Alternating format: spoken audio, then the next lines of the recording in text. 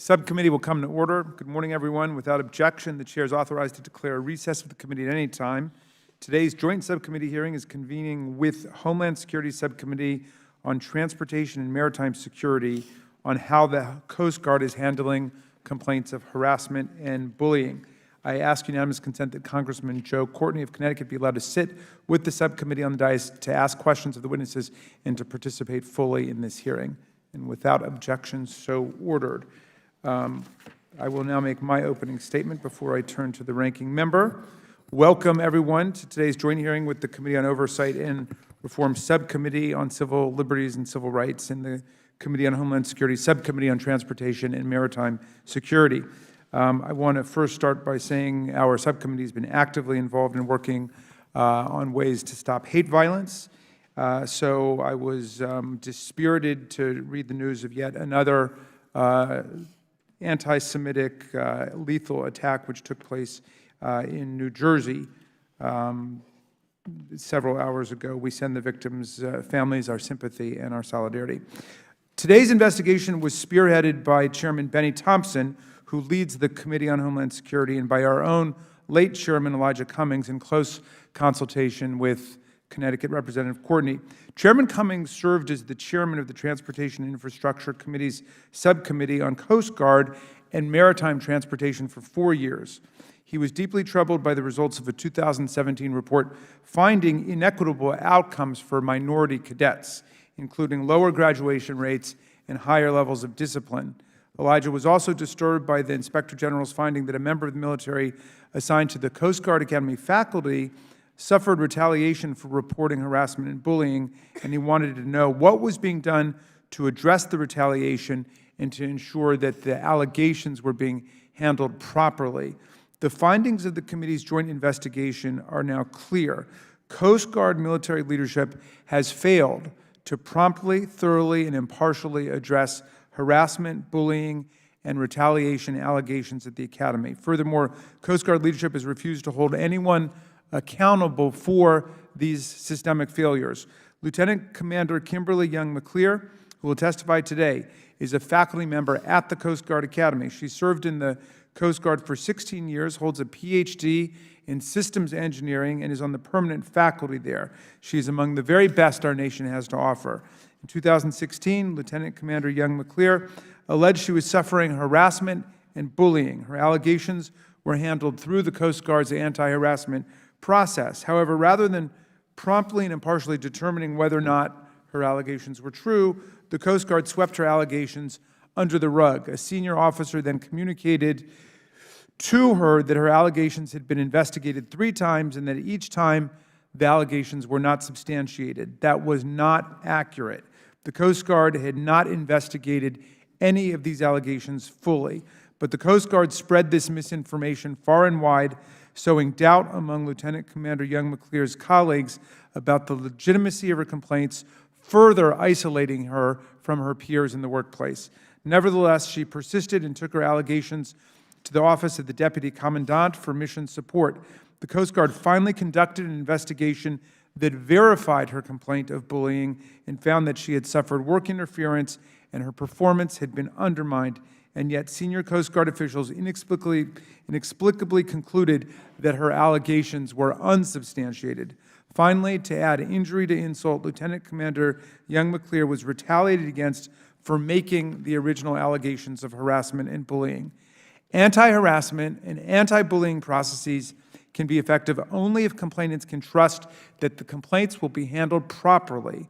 The many failures identified by our investigation send a clear signal to Coast Guard personnel that coming forward with allegations of harassment or bullying is pointless and even potentially damaging to one's career.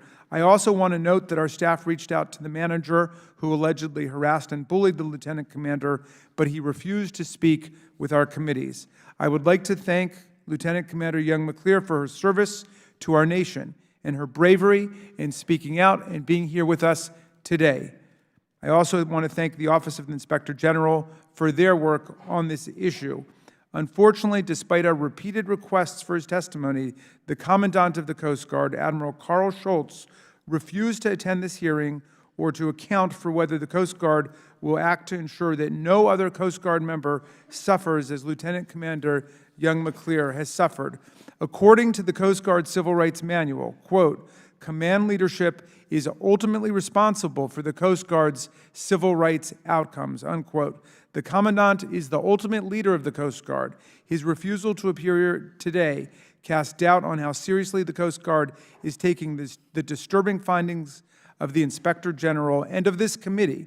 But rest assured, we take it very seriously, as our late beloved colleague Elijah Cummings did. We will continue to take it seriously, and we will insist on the systematic changes that are necessary to address all of the efficiencies we have identified and to make certain that this anti-harassment policy is real. With that, I happily yield now to Mr. Roy. I thank the Chairman. I appreciate the opportunity to address this issue in this hearing, and I really want to thank the witnesses, particularly Admiral McAllister, who will come in the second panel, and Lieutenant Commander Young McClear for your service to our nation. Each day, the men and women of the United States Coast Guard risk their lives to keep our country safe, and we commend you for taking an oath to do so.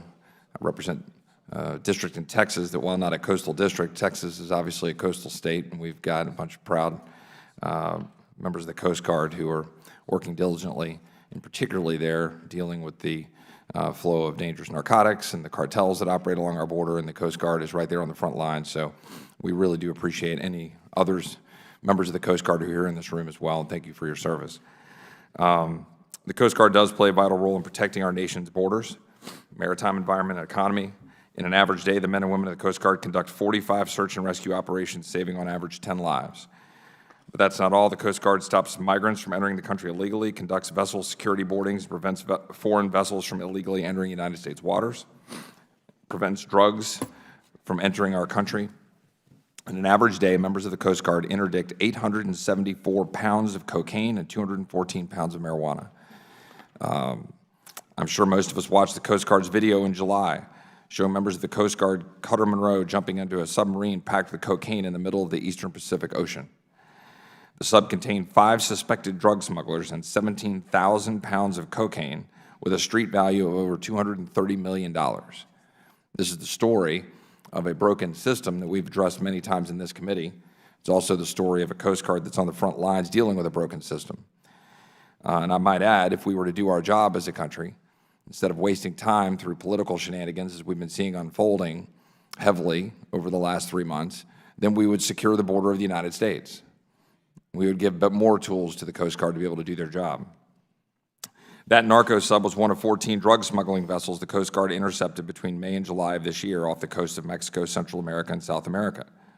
That's just one example of the heroic actions members of the Coast Guard take every day to protect the safety of our nation's borders and waterways.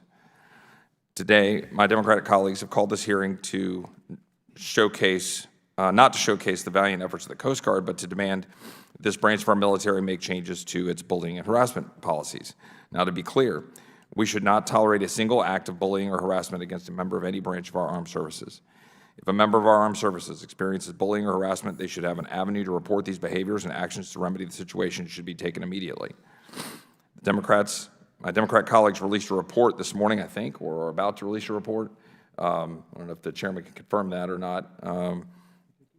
Yeah, it has been released. Okay. And released a report that found that the Coast Guard military leadership failed to conduct prompt, thorough, and impartial investigations of allegations of harassment and bullying. Now, these are troubling allegations, and I'm certainly glad that we're going to be able to address some of those in this hearing today. But the Democrats also found that significant improvements to policies and procedures are needed to ensure full and consistent enforcement of anti-harassment and hate incident policies. These conclusions are based off of observations made by the majority from studying 2 cases of allegations of harassment and bullying. And I would note that the GOP, we got the information, I believe, over the weekend, and did not sign on to the report because we thought it was more important to take more information in and looking into the report. Doesn't mean that the allegations don't have some merit, but when we get these things on the Saturday, and this is the point I was making a little bit earlier, we are constantly now spending our time dealing with a nonstop 24-hour-a-day impeachment effort, which is consuming the time of the Judiciary Committee, the Oversight Committee, and the members of this body. and then we get a report on Saturday on something that was as important as the allegations that we're currently seeing here. And we've got to have the time to be able to look at that, digest it, and make the right opinion. So I'm glad we're going to have the hearing, but I would have suggested that maybe we should have a report after we have the hearing, and that we take in this information, because that's how hearings should operate. I hope the testimony today provided can supply a wider basis upon which to make these conclusions, and if there are indeed issues which the policies and procedures governing allegations of harassment and bullying are investigated at the Coast Guard, they of course should be fixed. And with that, I yield back to the chairman. Thank you kindly, Mr. Roy. I recognize now Homeland Security Subcommittee Chairman Correa for his opening statement. Thank you, Mr. Chairman. I want to, in many ways, join Mr. Roy in commending the Coast Guard for a great job they do. As you know, most of their work is to protect this country, and as you know, most of the narcotics entering this country now are through the sea. My committee have also learned that the Coast Guard actually goes as far as North Korea. They're actually helping us enforce sanctions on North Korea. They're doing a great job, and as I hear this discussion and I read this issue, it reminds me of the days when I was chair of a similar committee in the state Senate where I had jurisdiction over the California National Guard. A few years ago, they had similar issues. And at that time, we had the general of the California National Guard, General Baldwin, step up to the committee and say, you know what, we have issues. We're doing a good job in the state of California, but we recognize these issues, and we're going to join in with your committee, Chairman, he said to me, and we're going to fix these issues, and we're going to make sure that the California National Guard is no longer tarnished by these challenges, and we'll move ahead. Years later, California National Guard continues to do a great job, but they're doing it much, much better. The challenges they had were history. And that's what we're supposed to do. A department and agency doing a great job, but not perfect. We have to acknowledge those shortcomings that we have. We have to learn from our mistakes. We have to respect and acknowledge the service of each and every member of that service and move ahead. So again, I want to thank Chairman Raskin, subcommittee ranking members Roy and Lesko, and our full committee chairs and our ranking members and our distinguished witnesses for being here today. Welcome. I also want to wish and acknowledge the outstanding leadership of the late Chairman of Oversight Reform, Elijah Cummings. Mr. Cummings, his commitment to ensuring the Coast Guard and the Coast Guard Academy did the best job possible, exemplified the highest values. His commitment to those goals is admirable. And today, we're going to continue his work. I want to acknowledge, of course, Lieutenant Commander Kimberly Young McLear, one of our witnesses here today. Thank you for your leadership strength. Thank you for being here today. 16 years in the Coast Guard, service to our country, exemplary. During the Lieutenant Commander's career, she utilized her background in STEM and her passion for inclusion as a catalyst for change and innovation in the Coast Guard. Among her contributions and achievements are as follows: serving as a special assistant to the Deputy Secretary of the Department of Homeland Security. Tours of duty dedicated to naval engineering, maritime, and safety. Serving as chair of the Coast Guard Academy's Cyber and Leadership Diversity Advisory Council. And leading an award-winning research initiative focused on utilizing social media for large-scale disaster response during Hurricane Harvey and Hurricane Irma. Earning a PhD from George Washington University in systems engineering with a postdoctoral research focusing on protecting critical infrastructure from cyber threats in the maritime domain. And boy, we need your expertise. Spending countless hours educating, mentoring, and supporting cadets to achieve their highest potential in all aspects of life.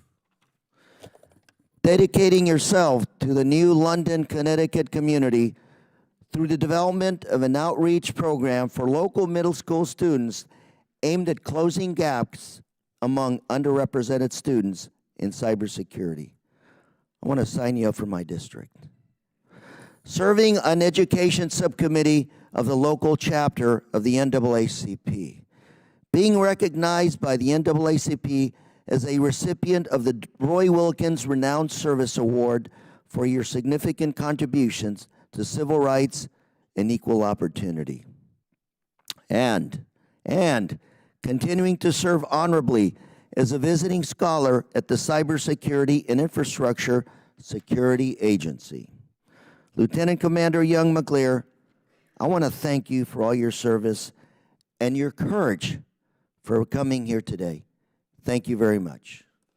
And today, we will examine how the Coast Guard handles allegations of harassment, bullying, and retaliation. And I'd like to briefly summarize Lieutenant Commander Young McLear's allegations of how they were handled to show how current policies, procedures have failed to support and protect complainants who rightfully seek justice and accountability for our offenses.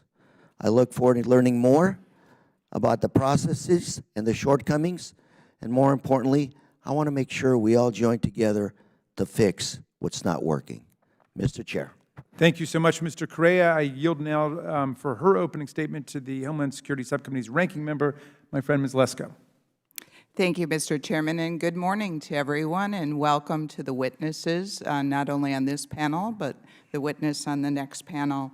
Thank you, Mr. Chairman. The hearing we are holding today is certain to cover important issues related to diversity and culture within the United States Coast Guard, and more specifically, the Coast Guard Academy. We all recognize the need to ensure a positive and safe workplace within the Coast Guard.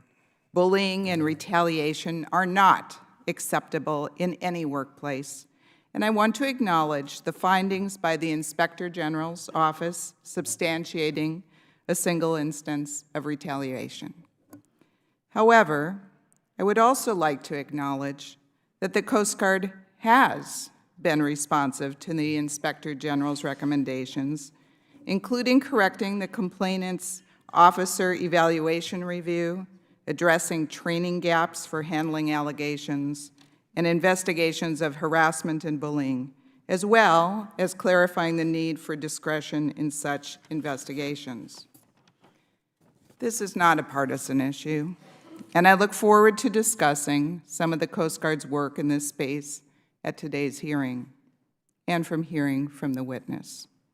The majority has spent considerable time and expense on an investigation into a matter that was already investigated by the Inspector General and remediated by the Coast Guard. Much of the one-sided report they released to the public today draws on recollections of staff, not actual transcripts. It fails to include input from several fact witnesses that were a party to the matter. Finally, many of the report's recommendations have already been implemented by the Coast Guard. The rest may or may not be feasible, but we don't know because the majority has not afforded the Coast Guard an opportunity to review the report or provide feedback, and the individuals named in the report were not given notice of their inclusion before the majority released their names today.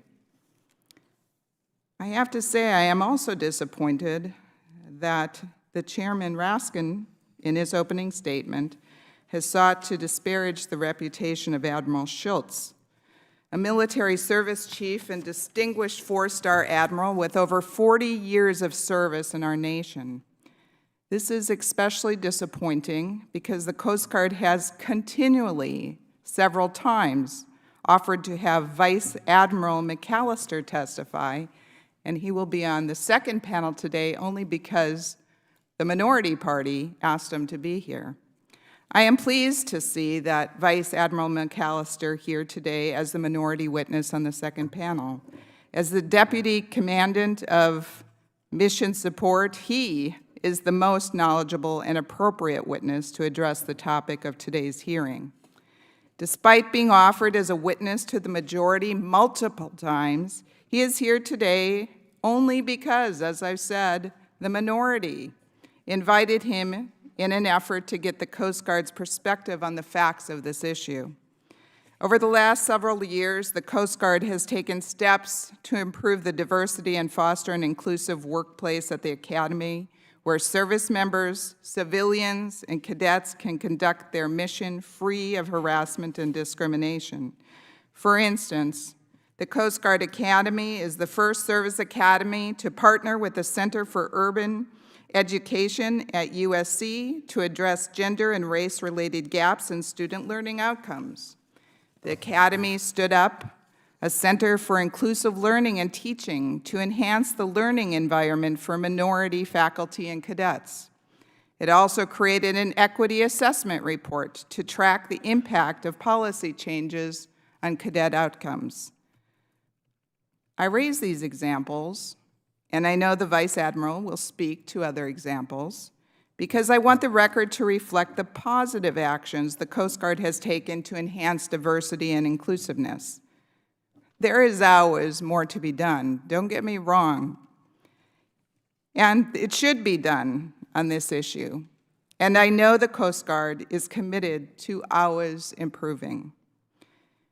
Rather than dropping a one-sided report on our doorstep right before the hearing and refusing to entertain substantive input by the minority, why can't we all work together to achieve our common objectives on this important issue?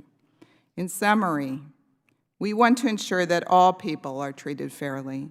No one should face harassment or bullying in the workforce, and I applaud the Coast Guard's positive actions to enhance diversity and inclusiveness while also acknowledging more can always be done to improve. It is also important to recognize the heroic and self-sacrificing actions by the Coast Guard and its leadership each and every day. Mr. Chairman, thank you, and I yield back the balance of my time. And thank you very much. I'm now happy to recognize the Chair of the Full Oversight Committee, Ms. Maloney, for her opening statement. Thank you, and I thank the subcommittee chairman for his leadership. This hearing follows years of oversight of the Coast Guard led by our late chairman, Elijah Cummings. He strongly supported the Coast Guard and was extremely proud of the men and women serving our country. He also held the Coast Guard to the high standards that we should expect of all branches of our military. Joining us in this critical oversight has been our good friend, Chairman Thompson of the Committee on Homeland Security, who jointly conducted this 18-month investigation into the Coast Guard's handling of harassment, bullying, and retaliation. I also commend my good friend and colleague, Representative Joe Courtney, who has been a partner in this effort and an advocate for his constituent, Lieutenant Commander Young McLean, and was his special guest at the last State of the Union. She was his guest. This morning, the committees are issuing a joint staff report finding that allegations of bullying and harassment have not been investigated promptly, thoroughly, or impartially at the Coast Guard. The report details weak policies that fail to require investigators to be trained adequately or to prohibit actions that could have a chilling effect on investigations. Most troubling, however, the report also reveals numerous actions by senior Coast Guard officials that demonstrate confusion and disregard for Coast Guard procedures for handling allegations of harassment and bullying. Committee staff examined in depth the case of a whistleblower, Lieutenant Commander Kimberly Young McLear, who is testifying with us today. She is a member of the permanent military faculty at the Coast Guard Academy. She holds a doctorate and is presently on detail to the Cybersecurity and Infrastructure Security Agency at DHS. Thank you for your service and your accomplishments. And we're very proud of your willingness to serve, and I look forward to your testimony. My colleagues have detailed how the Coast Guard failed to examine allegations of harassment and bullying that took place over 5 years, and I want to talk briefly about the importance of effective policies and procedures and accountability for addressing these types of allegations. The men and women who serve in the Coast Guard have a critical mission to keep this country safe and secure. They should be able to carry out their mission without being harassed or bullied and without fear of retaliation when they report abusive behavior. We need effective anti-harassment and anti-bullying programs carried out promptly and impartially by senior leadership. This is essential to ensuring that Coast Guard men and women have the workplace they deserve, where they can be fully effective in their jobs that frequently require them to put their own lives on the line in the service of our nation. The investigative staff report shows that the Coast Guard does not have effective anti-harassment and anti-bullying programs or accountability programs in place. This failure has harmed individuals, like the lieutenant commander who is appearing here today. This failure also may be contributing to an environment in which, according to a 2019 RAND study, the Coast Guard had a 12% lower retention rate after 10 years of service for both female officers and enlisted personnel from 2005 to 2016 as compared to male service members. As the new chair of the Oversight Committee, let me be clear that whistleblowers are absolutely critical to the committee's mission to combat waste, fraud, and abuse across the federal government. And I will continue our committee's long bipartisan tradition of supporting them. Retaliation against whistleblowers is not only prohibited by policy, it's illegal. When other employees see whistleblowers retaliated against, as the lieutenant commander was, they are less likely to come forward themselves to report wrongdoing, including national security vulnerabilities. So this hearing is extremely important to the national security of our country. I would just like to conclude that I'm a strong supporter of the military. I come from a military family. My father served in World War II, my brother in Vietnam, and my husband during peacetime. But I'm very distressed by these allegations. I'm a strong advocate of women in the military, but they cannot serve to their full potential if they face harassment, discrimination, and not responsive environment to the concerns that they bring to the great military that this country has. I look forward to the hearing today, to your testimony, and to the Coast Guard's testimony, and I yield back. Thank you, Madam Chairwoman. I'm delighted now to recognize the Homeland Security Full Committee Chairman, Benny Thompson, for his opening statement. We're delighted to have you with us. Thank you very much, Mr. Chairman. I'm happy to be here simply because it's been a long time coming. As already been said, this issue should not have taken so long for us to get to this point, but nonetheless, patience is a virtue, and I really thank Lieutenant Commander Young McLear for her perseverance. Most people would have given up. So in that spirit, I know it's not easy for any whistleblower to come forward publicly, but doing so after having already suffered retaliation requires exceptional courage, determination, and a commitment to the well-being of fellow service members. Today's hearing is the result of the tireless work and leadership of the late chairman of the Committee on Oversight and Reform, Elijah Cummings, and his dedicated staff. Throughout his tenure in Congress, Chairman Cummings was a staunch supporter of the Coast Guard. Chairman Cummings served as chairman of the Coast Guard and Maritime Transportation Subcommittee on the Committee on Transportation and Infrastructure from 2007 to 2010 and pushed the Coast Guard Academy to increase its recruitment and retention of cadets from minority communities. He also was a fierce defender of civil rights and pressed the Coast Guard to root out bullying, harassment, and discrimination in its ranks. Chairman Cummings knew that the Coast Guard workforce needed to reflect the diversity of this great nation, and I couldn't agree more. Congress will greatly miss his leadership in ensuring that the Coast Guard truly is always ready. I'd like to thank Chairwoman Maloney and her staff for picking up and carrying forward Chairman Cummings' work on these issues. I, too, have long been invested in the success of the Coast Guard and its critical homeland security missions, which include maritime law enforcement, drug and migrant interdictions, port security, and the protection of the U.S. security and sovereignty throughout the world. I've also advocated for the Coast Guard to do more, to do better, represent the country it serves, and perhaps nowhere is that more important than at the Coast Guard Academy. The Academy shapes the future leaders of the Coast Guard as the largest source of its officer corps.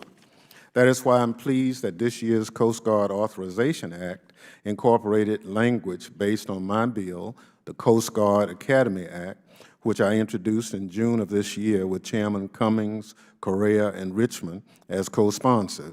That language requires the Coast Guard to develop a plan to implement the recruit and retention of minority cadets at the Academy and assess how to implement a congressional nomination process, among other measures. Creating an equitable climate at the Coast Guard Academy for both cadets and faculty is critical to the future success of the institution and the greater service. Such a climate can only exist if allegations of harassment and bullying are investigated appropriately and when whistleblowers are free to come forward without fear of retaliation. As such, I'm dismayed that the Academy's leadership retaliated against Lieutenant Commander Kimberly Young McLear after she made complaints about workplace bullying and harassment for years while serving as a faculty member at the Academy. The DHS Office of Inspector General substantiated the retaliation occurred in a report issued last December. The complaint processes failed her, as Coast Guard leadership failed to truly investigate her allegations, which ultimately contributed to the retaliation she experienced. To date, the Coast Guard has not held anyone accountable for failing to investigate the Lieutenant Commander's claims or for the retaliations she suffered. Unfortunately, her story is not an isolated incident. The committee has been made aware of similar recent occurrences of bullying, harassment, and inequitable treatment across the service, including 2 other instances of whistleblower retaliation substantiated by the DHS Inspector General. Lieutenant Commander Young McLear, again, I'm grateful to have you here today to share your story with us. I admire your bravery in coming forward and continuing to share your experiences despite the Coast Guard's repeated efforts to simply turn the page. It is time for the service to take your experiences and the finding of the DHS Office of Inspector General seriously. Repeated instances of substantiated retaliation demand the Commandant's immediate attention. It is unfortunate that Admiral Schultz refused our repeated requests to testify before the committee today.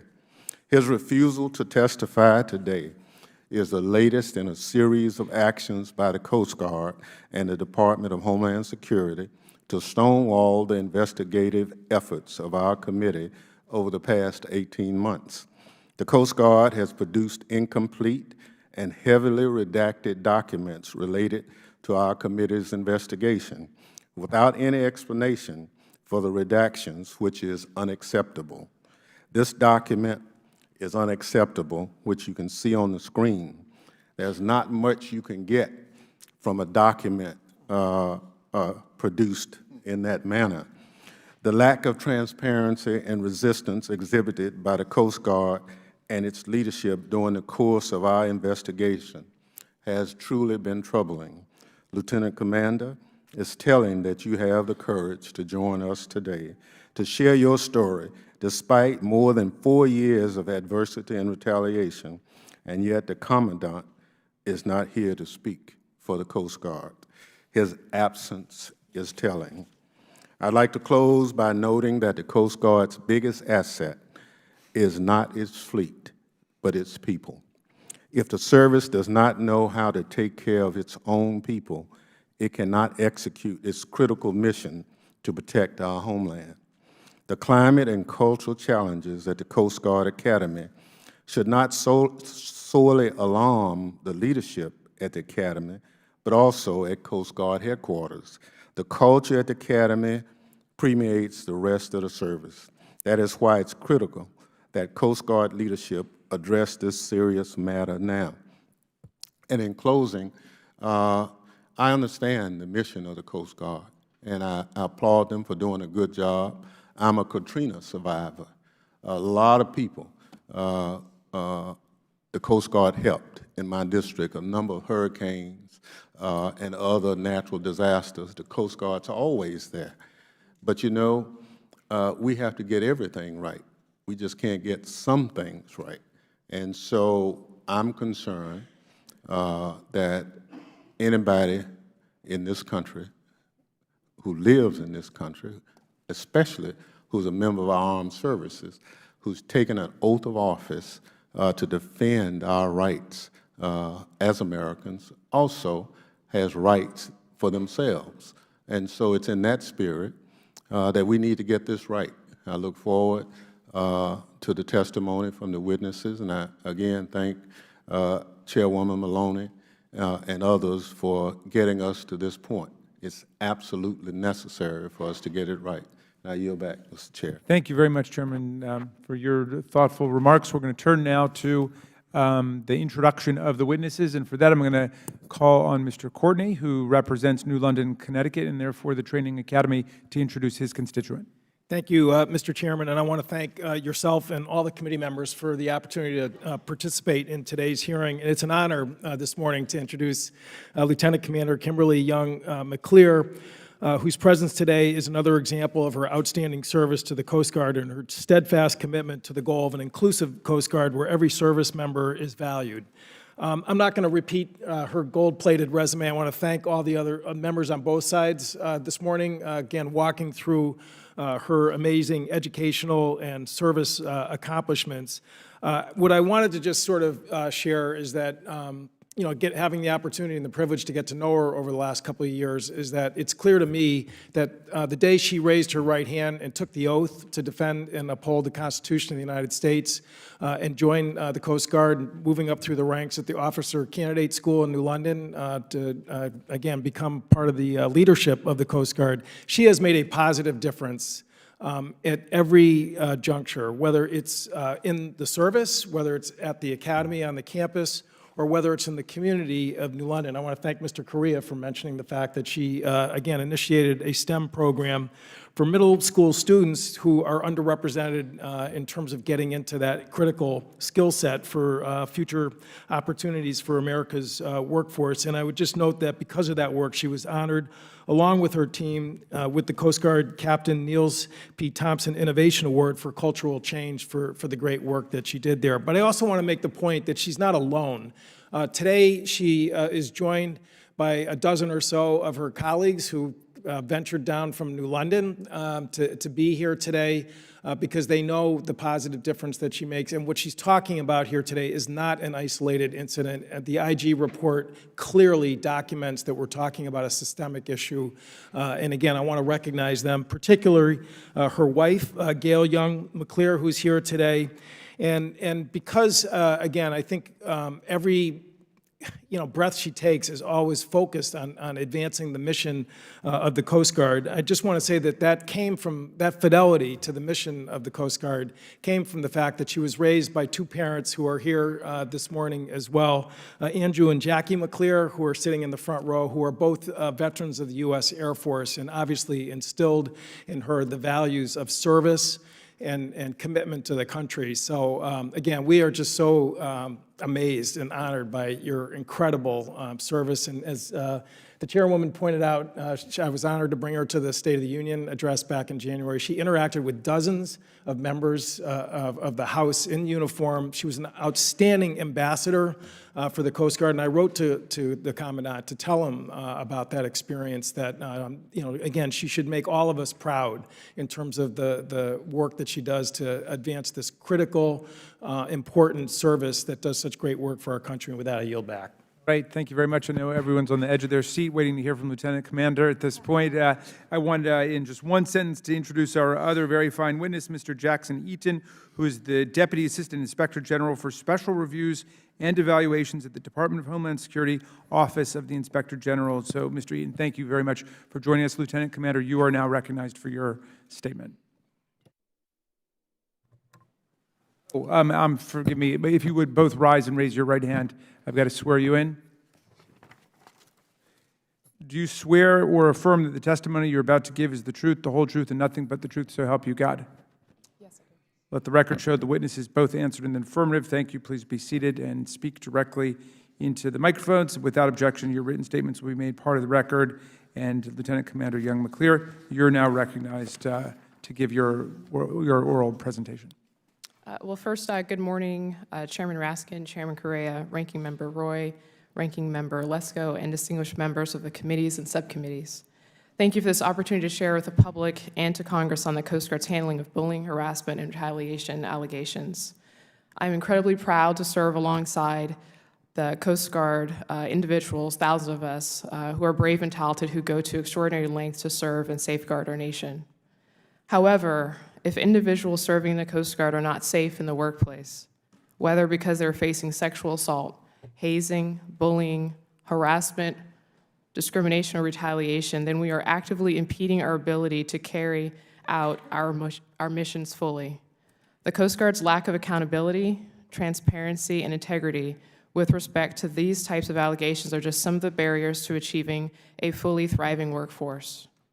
As it pertains to specific allegations I have made over the past 5 years, I will testify today about my experiences and the actions of several captains, 2 senior executive service civilians, and 7 admirals I believe could have and should have ensured our policies and the law were followed. I have devoted more than 16 years serving my country in the U.S. Coast Guard. I am currently serving on a new detail at the Cybersecurity and Infrastructure Security Agency, CISA, as a visiting scholar.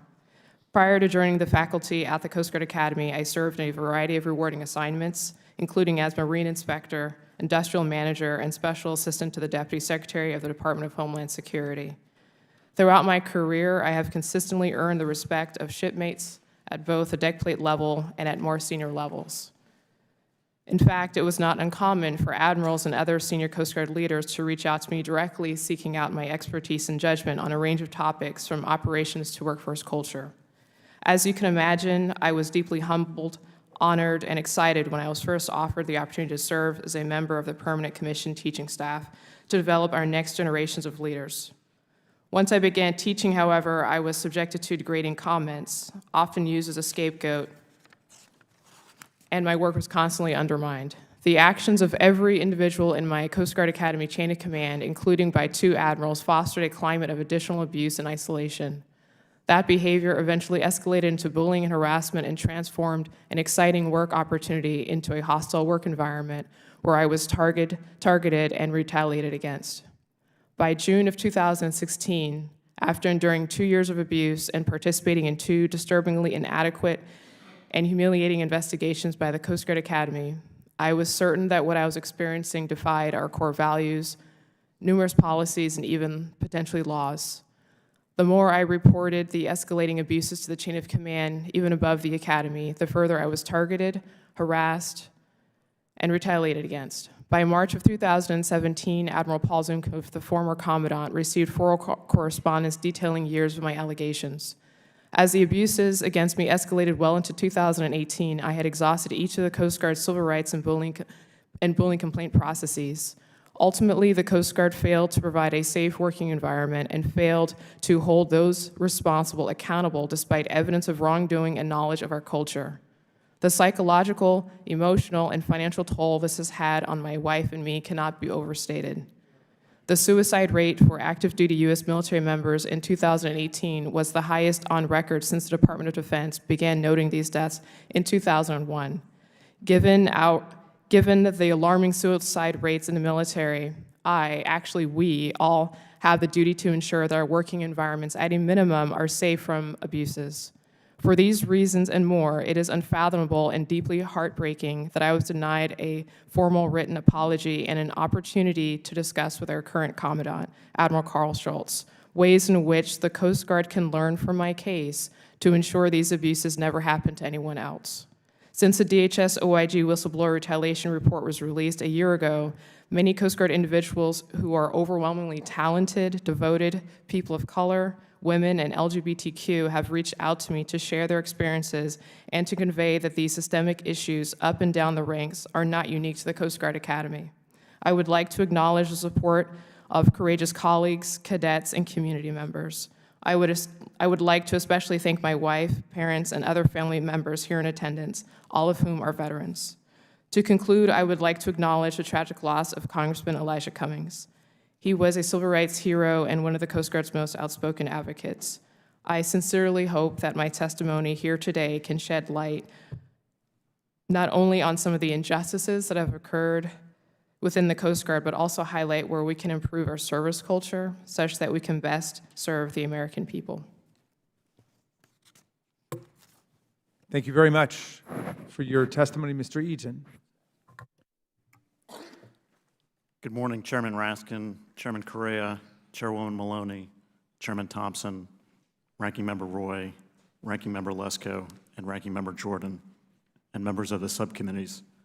Thank you for the opportunity to testify today on behalf of the Office of Inspector General for the Department of Homeland Security. I understand that the subcommittees have been examining the Coast Guard's handling of complaints of harassment, discrimination, and bullying, and that the subcommittees believe our whistleblower retaliation report of December 4th, 2018 may provide a case study into the issue. While I cannot offer an assessment of whether the issues presented in our report are indicative of broader problems throughout the Coast Guard, I am happy to provide an overview of our specific investigation. When we published our report, the name of our complainant was confidential. The complainant subsequently consented to the release of her name publicly, and I can disclose that Lieutenant Commander Kimberly Young McClear, appearing alongside me today, is the complainant from our report. However, several other figures from the report, including her supervisors and colleagues, have not consented to the public release of their names, and I will not be able to confirm or deny, even indirectly, the identities of these witnesses today.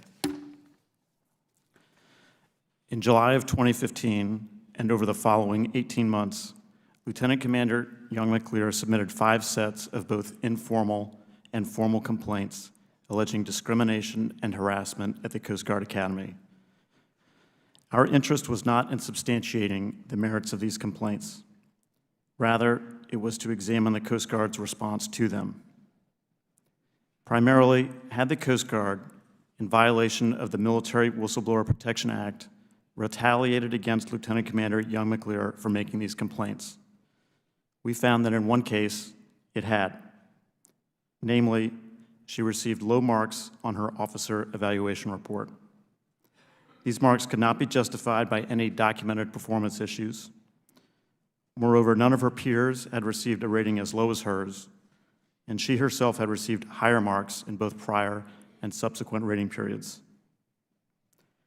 In addition to substantiating whistleblower retaliation on the part of certain Academy management officials, our investigation identified several other issues that are relevant to the subcommittee's hearing today.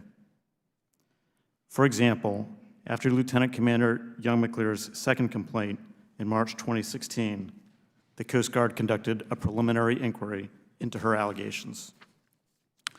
The investigator performing that inquiry recommended that a full administrative investigation be conducted. However, no such investigation was convened. Instead, Academy officials initiated a more general and relatively superficial climate and culture survey of her academic department. In addition, a similar situation occurred after Lieutenant Commander Young McClear complained of further harassment and bullying in January 2017. At that time, the Coast Guard conducted an administrative investigation which resulted in an outcome memo issued by a Coast Guard admiral addressing the harassment allegations. While the investigators' conclusions were nuanced, including finding that, quote, there are several instances in which it seems her chain of command is harassing/bullying her, the admiral's memo characterizing the outcome of that investigation concluded that, quote, the allegations are unsubstantiated. The reasons for this admiral's decision, as well as a second admiral's finding that the bullying allegations were also unsubstantiated, are unclear, in part because there was no requirement that commanders document their decision-making in writing. Lastly, although the Coast Guard Civil Rights Manual required complaints of harassment to be treated confidentially to the extent possible, we found that one Academy official continued to discuss Lieutenant Commander Young McClear and her complaints with colleagues, which may have given the appearance of improper coordination or influence. We also found that this Academy official demonstrated a lack of understanding of what constitutes discrimination and did not appreciate the distinction between the military equal opportunity complaint process and the Coast Guard's harassment complaint process. As a result of these findings, we made 4 recommendations to the department. The Coast Guard has implemented 3 of them. Thank you for the opportunity to discuss the important work of the OIG. This concludes my testimony. I'm happy to answer any questions you may have. Thank you very much, Mr. Eaton. And we will now begin member questioning for 5 minutes. I'm going to start. I want to thank you both for appearing and for your testimony. Lieutenant Commander, you have handled this whole episode with remarkable dignity and grace, and we want to thank you for standing up to talk about the problems you've experienced. Let me just start a question with you. If someone were just to ask you in non-legal language, do you feel as if the Coast Guard responded in a fair and comprehensive way to the abuse you suffered? What would you say? How would you explain what happened? I would say the Coast Guard did not respond appropriately. In numerous instances, there were conflicts of interest with how they assigned investigators, the adequacy in terms of how in-depth they collected evidence, how many witnesses they interviewed was lacking, and just really the humiliation of the process itself in terms of violating privacy and just really making a mockery of the process. So, do you feel it was unprofessional? It was unprofessional. And do you feel that it was not designed to accomplish an accurate assessment of what actually took place? Yes. Mr. Eaton, your office found that Coast Guard officials retaliated against Lieutenant Commander Young McClear by lowering her officer evaluation report, her performance review, after she raised the discrimination harassment complaints against her supervisor. Is that right? Yes, sir. Okay. Can you describe what the evidence was for your finding that she'd been downgraded? So in evaluating the OER, we identified that she had received 3 ranks of 5. There's a numerical scoring on that OER. Those rankings were not documented by performance issues. We also identified that her peers had received numerical ranks of 6, which is a higher rating, and that Lieutenant Commander Young McClear herself had received rankings of 6 in the ratings period before and subsequent to the rating period. So if you think of it like a report card, you'd see a row of 6s, then she makes her complaint, and then it drops down to 3. Is that right? To a 5. There were 3 numerical scores of 5. There are a number of different From Elevated. 6s to 5s, is that Correct. right? Okay. Did this retaliation that you found violate the Military Whistleblower Protection Act? We found that it had, yes. You did, okay. And how did that affect your career, Lieutenant Commander? So I want to clarify. So as a permanent military faculty member, the perspective that I have is it's really about dignity. And the purpose of the document is to accurately to describe what our performances are. So that's the first factor, is it's supposed to document, it's an official document that's supposed to capture the true impact of your performance. Generally speaking, for officers, that's really the document that we use in our records to denote who's going to be promoted, unlike the enlisted workforce. So It's critical to your it's absolutely promotions. critical, and because of the scale 1 through 7 and changes between 6s to 5s, what may seem subtle to some has a drastic impact in terms of if you're up for recommendations for command or promotion. Okay, so after the finding of the bullying and harassment and the retaliation, did the Coast Guard correct your officer evaluation report? Did they? So the corrections were made on the numerical values only after the OIG report. After the OIG report, okay, so it was made. So now it's been corrected, but it wasn't corrected at the time. Yes, only the numerical scores. Okay. Mr. Eaton, to your knowledge, has the Coast Guard held accountable any of the senior officials which your office found had engaged in the retaliation in violation of the Whistleblower Protection Act in the military? No, it has not. Okay.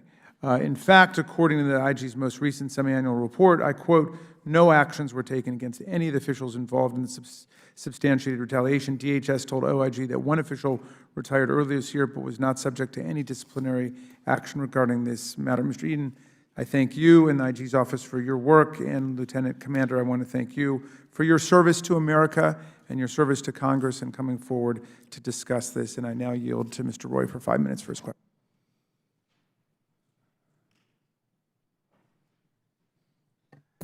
I thank the chairman. I would first say I don't think there's anyone down here who's looking. Everybody here good?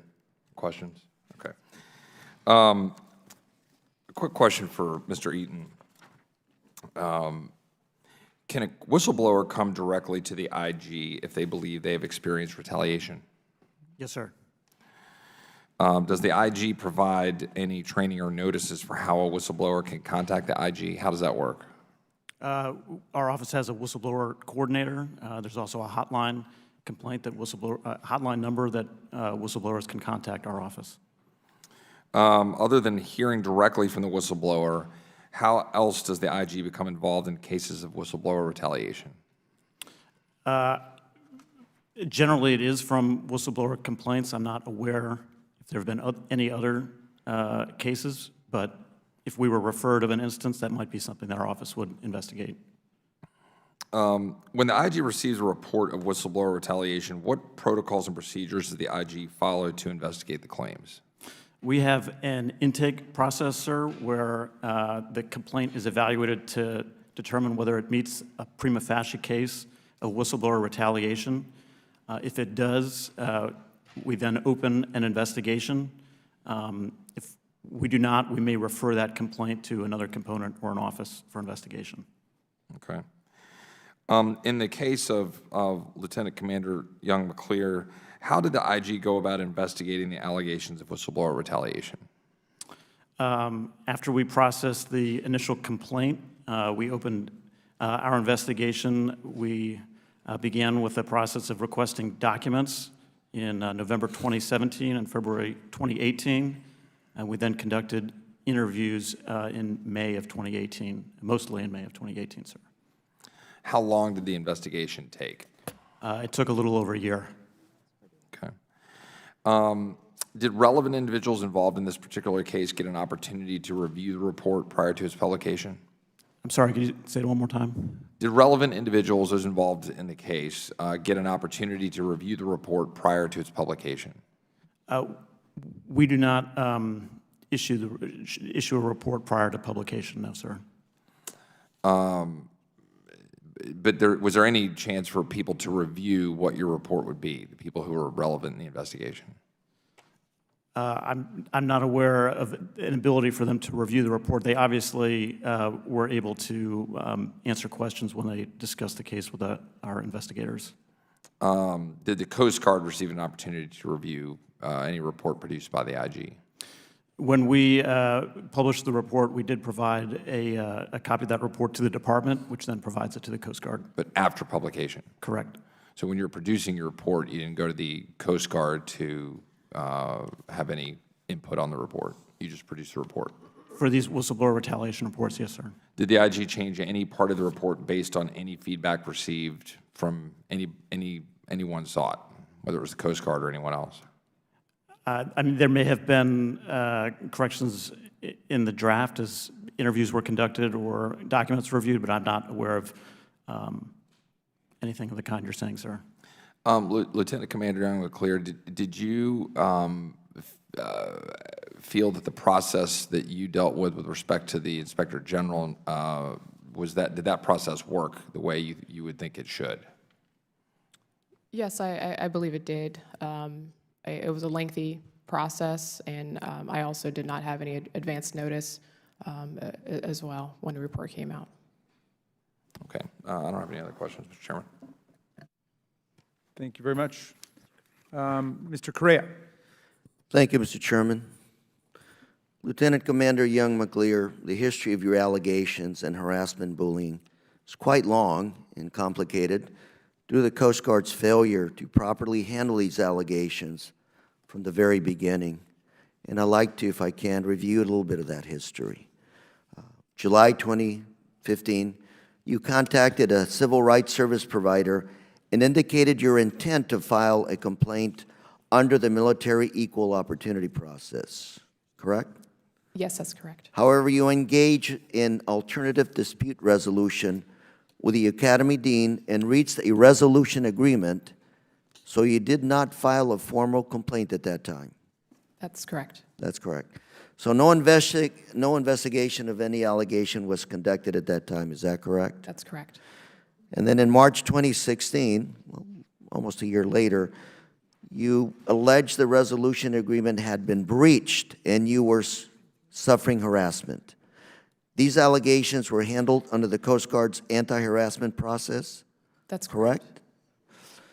Then a preliminary inquiry into these allegations found that, and I quote, "This preliminary inquiry does not support efficient detail or depth to fairly conclude whether or not prohibited harassment has occurred."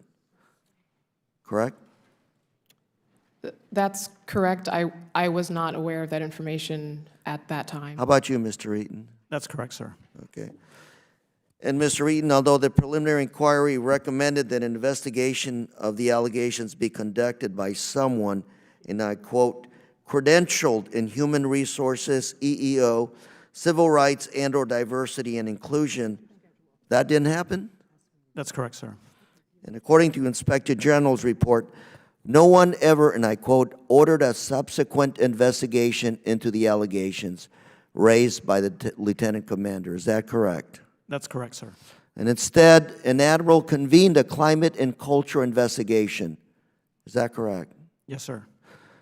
The committee's investigation has determined that the climate and culture investigation did not look into any specific allegations that the Lieutenant Commander made. And in fact, the investigator who conducted the climate and culture told the committee, and I quote, "I was expressly asked not to look at any individual." Is that correct? I'm not aware of that specific quote, but I do know that the climate and culture investigation was relatively superficial, as we said in our report. And yet an admiral sent an email to the Lieutenant Commander that said, and I quote, "Based on the command's review of the 3 inquiries investigations conducted by Dean Colella and a couple of other people whose names have been redacted, we have determined that you have not been subject to substantiated harassment and that the climate and culture of the Coast Guard Academy Management Department is sound." This email was completely inaccurate. And yet, when the lieutenant commander tried to ask questions about this conclusion and restate her allegations, she was told by the admiral, and I quote, "We need to move forward." Is this correct? Yes, that's correct. Okay. Lieutenant Commander, explain to me, how has this process made you feel? Humiliated. Justice? The Coast Guard processes, no, there's been zero justice in the Coast Guard processes, and even after the release of the OIG report this past December. You're a loyal, patriotic member of the Coast Guard. How did this process make you feel? After filing all of the complaints that I did just throughout the long journey since 2014, it was devastating because I was really excited to teach at the Coast Guard Academy. I was excited about being in a place where I can give back and serve and actually be in one place. You earned the opportunity to teach at the Coast Guard Academy. Yes. Thank you. Mr. Chair, I yield. Madam Chair. The chair recognizes Representative Debbie Lesko from Arizona. Thank you, Madam Chairman. First, I want to say to you, Lieutenant Commander Young McClear, that I'm sorry that any of these things happened to you, and I appreciate you being here today. And my question, well, before I do a question, Madam Chair, I ask unanimous consent to enter into the record this DHS response memo to the OIG report without a... So granted. Thank you very much. I'll just hand it to you. My first question is for Mr. Eaton. Mr. Eaton, I think you testified that 3 out of the 4 IG recommendations have been completed. Is that correct? That's correct, ma'am. And which one has not been completed? During the course of our investigation, we identified that in the Coast Guard's Civil Rights Manual, that it refers service members with whistleblower retaliation complaints to file those complaints with the Office of Special Counsel. That's actually incorrect. OIG has sole jurisdiction over whistleblower retaliation complaints under the Military Whistleblower Protection Act. So we recommended that the Coast Guard correct that. In its implementation memo, I think that you just entered into the record, the Secretary indicated that would be corrected not just in the Civil Rights Manual, but a separate discipline and good conduct, or I'm not sure if that's the correct name, but a separate manual. The Coast Guard has corrected it in the Civil Rights Manual, but not yet the second one. Well, thank you for that. And in our next panel, we have the Coast Guard who can address that as well. But I also have another question. You had mentioned in your previous testimony, or your opening statement, I think, that the Office of Inspector General redacts names in its investigation reports unless you have the clear consent and permission of the people. Is that accurate? That is correct. When we provide our reports to the department's reports, we will unredact the names of certain responsible management officials in the event that the department considers it appropriate to take disciplinary action against those officials. And the reason that you redact names is because of what? In order to encourage cooperation from witnesses when we conduct these investigations, including in this investigation, we depend on the cooperation of witnesses and responsible management officials themselves. And it's my understanding that the report that was published today by the majority party actually named names without asking the permission of the people to name the names. And so that's a little troubling to me, and hence the reason that I asked the question that I did. I'm going to save my other questions for the Coast Guard when they come up to testify. Thank you, both of you. And I yield back my time.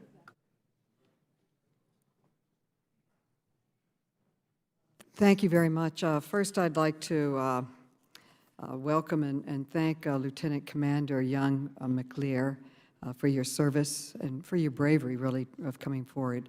I also want to make clear in front of all who are watching this, and particularly the Coast Guard leadership, that if, as a result of your decision to come forward and speak about what you've experienced, you suffer any form of retaliation, you must inform our committee. Retaliation against whistleblowing is illegal and will not be tolerated.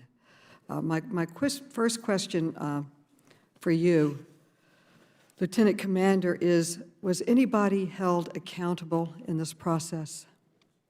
No, nobody was held accountable, No one? to my knowledge. And if someone was held accountable, do you think it would be a deterrence for happening to someone in the future, obviously? Yes, absolutely. And you've just went through 5 years of really difficult situation. If you had it to do all over again, is there any way you could have made the system work better for you and for other people like you who are bringing complaints? Yes, I think that the civil rights processes, to include also how we report bullying, is completely broken. I believe that someone should only have to report allegations once, and it should be taken seriously, and we should afford them the opportunity of a thorough investigation that's not riddled in just humiliation.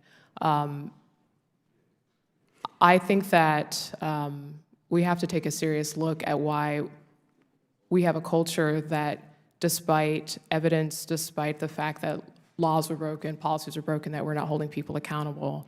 And I think until we actually get to a place of accountability, I don't think that we're actually going to improve. And what would you recommend would be the accountability? Fines? What would you see as the accountability? Removal from office? Reassigned to different offices? What would you see the accountability that might stop this culture? Well, I think at a minimum, we have policies for virtually everything in the military, from if you are doing drugs and you shouldn't be, and so on. So I think that harassing someone shouldn't be treated any differently than any of the other infractions that we have in our service. And I think that we need to center on those who are being harmed. So accountability to me looks like if someone needs to be removed from their position so that they don't continue to harm someone, to include potentially removing them from the service, I think that is definitely worth looking into. Now, in your experience, you filed several reports where the culture or the Coast Guard reported back that's not a problem. It wasn't until you filed your complaint to the Inspector General that action that resulted in a fair treatment happened. Is that correct? That's correct. So three times you went through the process. Do you think it would be an improvement if you went to the IG right away instead of waiting 5 years or 4 years before? Yes, based on what happened in my particular case, I thought that working with the Inspector General's office was professional. They had the right credentials and expertise, and the outcome was certainly favorable. The Coast Guard processes were the exact opposite, and if I had to do it over again, and if I had known about the Inspector General's office at that time, I would have filed sooner with the Inspector General's office. But you could only file to the Inspector General's office until you'd been retaliated against. As I understand it, you can only file to the IG's office for harassment and bullying. Well, let me ask you, Inspector General, is that correct? Could she have filed a harassment case with you or a bullying case to the IG's office, or just a retaliation case? You can file complaints of any sort, in a sense, excuse me. You can file complaints to the DHS OIG for any misconduct, waste, fraud, and abuse, including discrimination. However, we don't necessarily take every case, so a complaint like that might get referred back to the Coast Guard for action. If it's a case of retaliation, that is a complaint that we have a specific unit, our whistleblower protection unit, which handled this case, that can look at that. Lieutenant Commander, if the IG had referred back your harassment case and bullying case, would that have made your life better or worse? Worse. Worse. So we have a problem here where the system's not working, and if she files, she could be retaliated again even more. I've got to tell you, I admire you, and I thank you for coming forward. And I want to ask you, what gave you the strength to fight the Coast Guard for 5 years for just treatment? Most people would have left. So you have tremendous courage. And that's maybe one of the reasons why the retention numbers are not good in the Coast Guard, that people just leave if they feel they're not treated fairly. But you fought back. What gave you the strength to fight back so effectively? My faith, love and support of my family and my wife, cadets. I just know in my heart that the future can be better, but it's going to require us to acknowledge it, recognize it, and fight for it. So I don't necessarily see it as I'm fighting the Coast Guard. I see it as I'm fighting for a better Coast Guard. Thank you, and I yield back. And the next is Mr. Katko from the great state of New York. Great state indeed. Thank you very much. I'm troubled by what I hear, but I also think it's important to have this public hearing to discuss the issue, and you can't fix a problem until you have raised the awareness, and that's what you're doing today, all of you, and I commend you for doing that. I've had nothing but great experiences with the Coast Guard over my 20-year career as a federal prosecutor, especially my time in Puerto Rico. They were integral parts of what we did for organized crime, and our parking lot at the U.S. Attorney's Office in Atorrey was loaded with fast boats and things the Coast Guard sees from boats coming directly over from Colombia, which is only 500 miles away. So I know the value of the Coast Guard and its importance to our national security and the security of our country. So for you and all the other members out there that are members of the Coast Guard, I want to thank you for your service and tell you to keep chugging.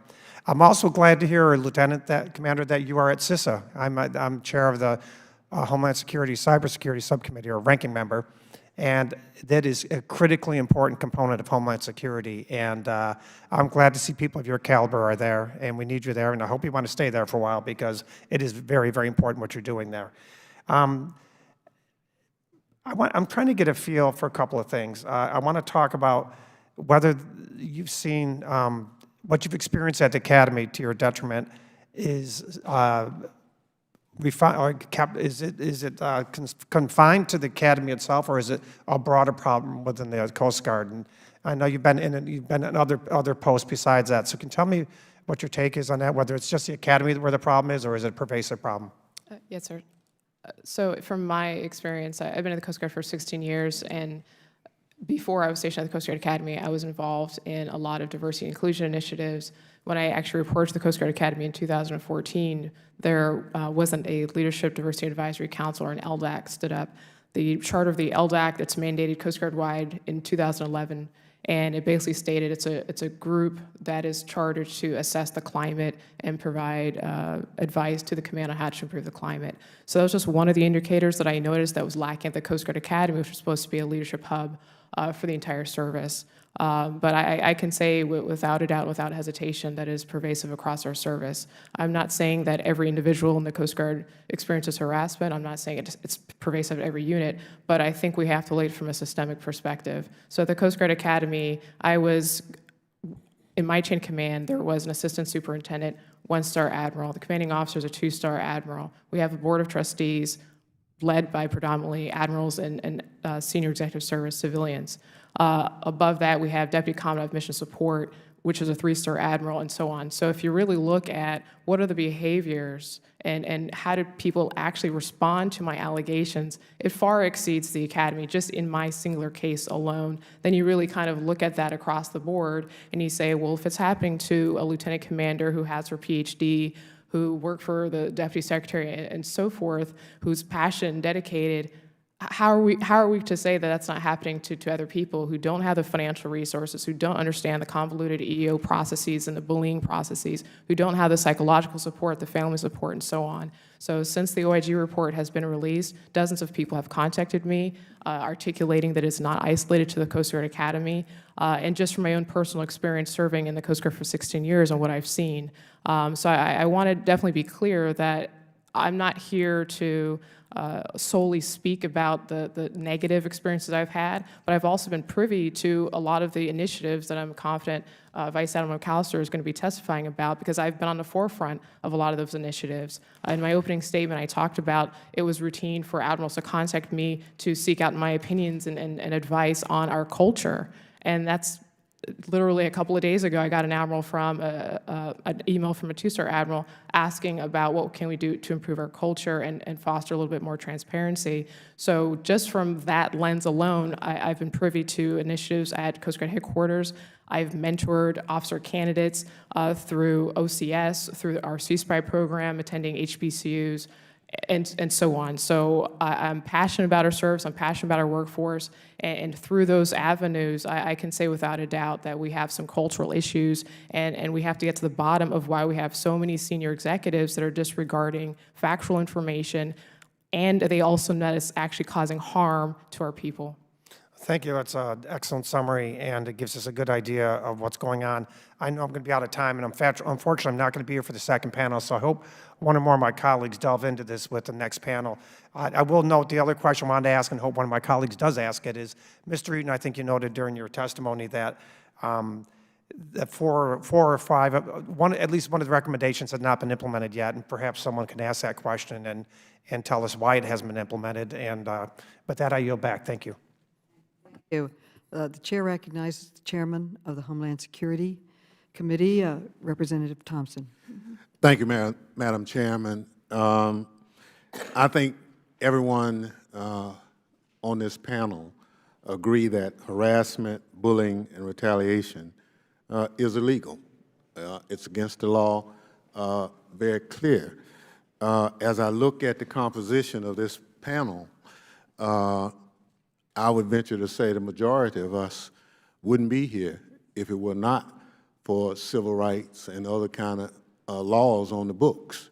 That's a fact of who we are. Women wouldn't be able to vote had it not been for an opportunity to have a nation of laws to institute a lot of these things. So, Lieutenant Commander, a reference was made earlier to a partnership between the Coast Guard Academy and the University of Southern California. And part of that report talked about Black and African American cadets disproportionately have a high share of disciplinary actions. Are you familiar with any of that?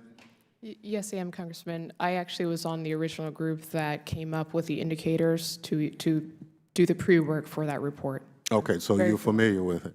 So what about the findings of that report in general about the status of minority cadets at the Academy? And were they treated differently or anything like that? Yes, the data that was in the vital signs report is consistent with the observations that faculty and staff have been making for quite a long time. So, to your knowledge, based on what that report said, are you aware of any substantive undertakings the Academy did to institute some corrective action? So at the Coast Guard Academy, they do have an equity task force that was chartered, I believe, by Admiral Rendon shortly after the report was released. And I want to kind of differentiate between a couple of different concepts. So the report was looking at equity data specifically for cadets, and it was a vital signs report. It wasn't a full equity scorecard, meaning that if you're looking at the ecosystem of the Coast Guard Academy, it excluded faculty, excluded staff. If you are enlisted in an admin shop, for example, your data was not included. My data as an officer was not included. So with that said, I challenged the group to really think about what are the root causes of what's creating these equity gaps? Because if we don't understand, for example, how climate or retaliation, harassment, those types of behaviors are contributing to equity gaps, then you're not going to know how to actually solve it. So, what I'm getting to is that there was some documented evidence that something was wrong at the academy. Yes. To your knowledge, after that documented knowledge was made available, what issues did you aware of that other whistleblowers had to endure? I'm sorry, are you? Well, I guess the question is, are you aware of other whistleblowers at the academy? I understand. So the vital signs report collected data from 2015 to 2018. During that same exact time period is when we have had an extraordinarily high amount of climate issues at the Coast Guard Academy on both faculty, cadet, and staff areas. Just one example, there was a company officer that used a racial slur, and there were other incidents that occurred. So it's not unreasonable to connect the climate incidents of harassment with also the equity gaps that were occurring at the same time. Mr. Eaton, are you aware of any other whistleblower complaints filed against the academy? I don't want to talk about what investigations we may have currently under investigation, but Yes, I'm saying yes or no. I'm not aware of any. You're not aware of any? Okay. So, with your report, you've indicated that 3 of the 4 items the Coast Guard has corrected. Am I correct? Your recommendations? That you've implemented them, yes, sir. All right. Tell the committee exactly what those 3 were. The first was to correct Lieutenant Commander Young McClear's negative OER. They corrected those numerical scores. The second recommendation was that commanders should be required to document their decision-making when making findings and outcomes memos. That has been implemented both through a service-wide announcement and updates to training slides. And thirdly, we recommended that Coast Guard require supplemental training into discrimination, harassment, and bullying policies, how to handle those types of allegations, and the importance of discretion in handling those allegations. And that has also been implemented through a service-wide announcement and updates to their training materials. So, your testimony is that all that's been done? They have met our recommendations, our specific recommendations, yes, sir. Well, Lieutenant Commander Young McClear, are you familiar with those recommendations? I am familiar with the recommendations, yes, sir. Are they presently, to your knowledge, being adhered to? Not all of them, to my knowledge. So with respect to my officer evaluation report, the recommendations did say to address the numerical scores. The evaluation is actually a 2-part. There's a written narrative that I've also requested to have corrected. And with respect to the training, the only online training I'm familiar with was for anti-harassment, and by definition, that's protected class. Bullying is not protected class, and since my case specifically dealt with a lot of bullying, and one of the members had mentioned that my case could potentially be used as a case study. So having gone through years of this type of abuse, the training that the Coast Guard implemented online is woefully inadequate. And I'm convinced to this day that people in the Coast Guard actually don't know the difference between bullying and harassment. Thank you. I yield back, Madam Chair. Mr. Cleaver is recognized for 5 minutes. Mr. Cleaver from Missouri. Thank you, Madam Chair. I've been here for 14 years, 15 in January, and I've never gotten into an argument in a committee hearing. I don't scream at people, and I don't like, getting into this back and forth. I do feel compelled to say that I, like most members of Congress, I've never gone to an impeachment hearing. I'm here every day. I live across the street. I walk over here every day. I've never even seen a complete hearing on television because, like most members of Congress, we're working, trying to do our jobs. And so I don't want those of you here and to assume that we are consumed by impeachment. I don't even know where they're holding hearings. I'm assuming over in Longwood somewhere. Whatever. I'm not there. And so I don't want anybody thinking, you know, that we don't have time to do anything else. We do. We're doing something now. And we also passed the Equality Act, Paycheck Fairness Act, Save the Internet Act, Enhancing Background Checks, my bill, which was limit what debt collectors can do to debtors, and my second statement is I can have some sympathy for and express some compassion on allegations just simply because of what I've been through with my staff experientially. I have a member of my family who was raped in the Army. 3 years ago, I couldn't even say that publicly. And I saw what happened to her. It took 10 years, most of those with expensive therapy, before she got justice. And she watched while her life was in mass confusion, the person who had done this to her be elevated to captain. And so after sitting here for a moment, I thought, well, I need to leave because I get too emotional about this.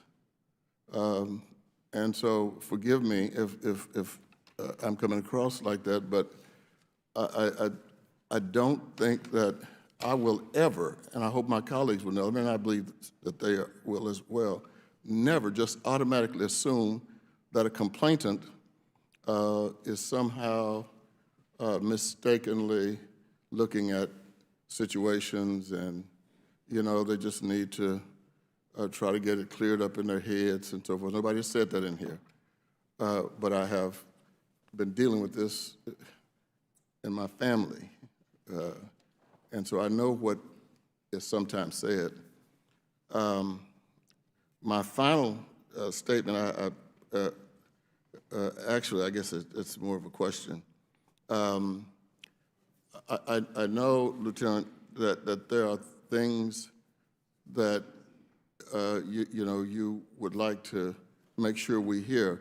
Is there anything that you would like for us to hear that you've not been asked? Yes, and thank you for that. And I'm definitely sorry to hear about what happened with your family member. Throughout this horrible journey since 2014, there's been kind of this tone within the Coast Guard of what happened to me was isolated, and there's been this dismissive tone.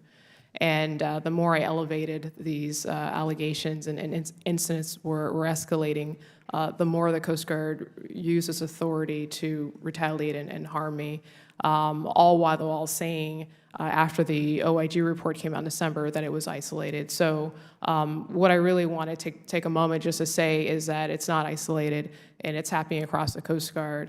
And one of the reasons why I chose to come forward publicly is because I knew that there were other people out there than I had even met myself through just mentoring it in different types of outreach.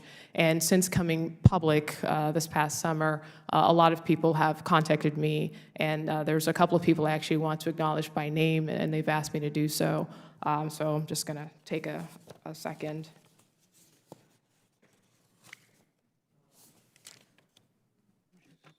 I did want to publicly acknowledge Rhonda and Paul Mozingo. They are parents of William Mozingo. He was a fireman apprentice in the Coast Guard and recently discharged. And they actually set up a support group for families on Facebook to make sure that folks on the illicit side they have an outlet to deal with hazing and bullying. So I want to acknowledge them for their efforts and everything that their family has gone through. And I also want to acknowledge Katie Hazelwonder, who spent time, 7 hours, I believe, driving here directly to be here in this room today. But those are just two examples of folks that have been through a lot, folks who are dedicated, who care about this country, and unfortunately, because of our culture and our processes, they will never really be afforded the opportunity to sit in this seat and to speak. So I just want to acknowledge that there are many survivors out there, and my case is an example in so many ways on what we need to learn from it to make sure it doesn't happen to anybody else. Thank you, Mr. Chairman. Finished. Ms. Kelly of Illinois is recognized. Thank you, Madam Chair, and thank you to the chairs and the ranking members for holding this subcommittee. And thank you to the witness for your courage and your advocacy. On February 3rd, 2018, the Deputy Commandant for Mission Support at Coast Guard Headquarters received an allegation that the head of the management department had bullied another employee in the department. The civilian Coast Guard employee that investigated this other complaint submitted a memorandum to the Deputy Commandant on March 26, 2018. The investigator stated that the management department had, quote, exercised poor judgment and unprofessionalism in his interaction with the other department employee. On April 10th, the Deputy Commandant began discussing the investigation with then Superintendent of the Academy. They discussed a final action memo and an administrative letter of censure. The updated unsigned letter of censure was addressed to the department head and attached to an April 11th email from the Deputy Commandant to the Academy Superintendent. The letter of censure read in part that the management department head is, quote, hereby censured for his failure to exercise the judgment and leadership expected of a senior officer. It added, and I quote, the information uncovered during the administrative investigation is particularly troubling in light of the recent history of allegations regarding poor climate in the management department. Mr. Eaton, did the Inspector General's office contact Coast Guard attorneys to request an interview with the Academy Superintendent on April 19th? Without identifying the particular identity or position, we did contact the Academy on April 19th, 2018, requesting interviews from several officials. And according to your report, and I quote, the Academy staff judge advocate was informed of those interviews no later than April 20th, 2018. Is that correct? That is correct. The same day, April 20th, the Deputy Commandant sent a final action memo to the former Academy Superintendent regarding the department head. It stated that the department head's actions, and I quote, constituted bullying. I note that the Deputy Commandant who found bullying in this case is the same official who found that Lieutenant Commander Young McClear had not been bullied, even though an investigator who examined the Lieutenant Commander's case found evidence that bullying had occurred. The day after the Academy's legal office was informed that the Inspector General's office was investigating possible whistleblower retaliation on April 21st, the Lieutenant Commander's transfer from the management department was made permanent. Mr. Eaton, on April 23rd, did the Inspector General directly contact the Dean and other officials at the Academy to request an interview? We did contact at least 2 officials on that date. According to the documents reviewed by the committee, the next day, on April 24th, the Dean requested and former Superintendent approved the removal of the management department. So for nearly 3 years, no adverse action was taken against the person who Lieutenant Commander Young McClear accused of harassment and bullying, even though an investigator found bullying had occurred. Then one day after Academy leadership was notified of an Inspector General's investigation, The department head was relieved of his duties. The committees also found no evidence that the letter of censure was ever executed or provided to the department head. I'm glad the Coast Guard finally took action, but I hope it does not always take an investigation by the Inspector General for the Coast Guard to take action on substantiated harassment and bullying. And I yield back my time.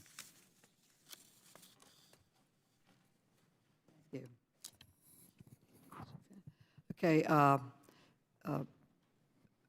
Ms. Coleman, Representative Coleman from New Jersey, Watson Coleman. Thank you very much. First of all, Lieutenant Commander, let me commend you, thank you for your bravery, your courage, and your love of this country that you would stand up the way you have. Let me just say that from everything that I've heard and everything that I've read thus far, the Coast Guard does have a problem in both its academy and perhaps in its in the other areas. I looked at the statistics with regard to the underrepresentation of African Americans in particular as a member of the class, and then I see that they are disproportionately disciplined. I looked at the underrepresentation of minorities in particular in the faculty and staff, and it's very concerning. You filed a discrimination complaint at some point, did you? Yes, I did. Was it based on your race, your sex, and your marital status? Yes, and also prior EEO activity. And was it ever investigated separate and apart from the harassment complaints and the bullying complaint? Was there a parallel investigation taking place at any point? Yes, it started in parallel, and ultimately the Coast Guard Civil Rights Directorate, they have a contractor who does those investigations, so I also did that process as well. And so what happened as a result of your discrimination complaint, your EEOC complaint? So I received the final agency decision back, which said that I did not provide enough evidence to substantiate my case, and then I also filed a DHS civil rights appeal, and that was later denied. And so do you have any other avenues of appeal of that? No, that was it. And who made these decisions? Who made these findings that you had insufficient evidence? So the Coast Guard findings were made by the head of civil rights, so that would be Ms. Terry Dickerson, and then for the DHS civil rights, that would be by Ms. Veronica Venture. You're currently working for the Department of Homeland Security and Cybersecurity. Yes. Is that where you want to be? Yeah. Yes. Yes. You do not want to go back to the academy to teach? I actually do want to go back to the Coast Guard Academy. I'm very passionate about education and being a role model, and I believe in our future generation, so I will be returning to the Coast Guard Academy. When do you know that that's going to happen? Yes, I'm on a 2-year detail, so I'll be reporting back in the summer of 2021. Are any of the people that were responsible or overseeing your part of your agency going to be there?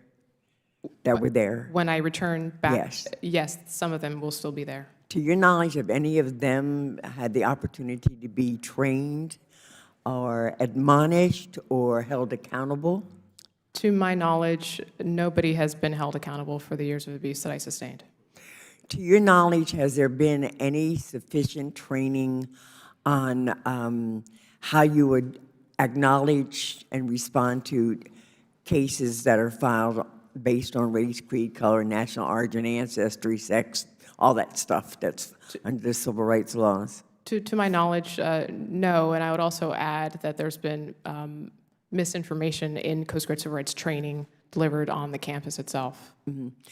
With that in mind, Mr. Eden, did you all make recommendations about training in that area?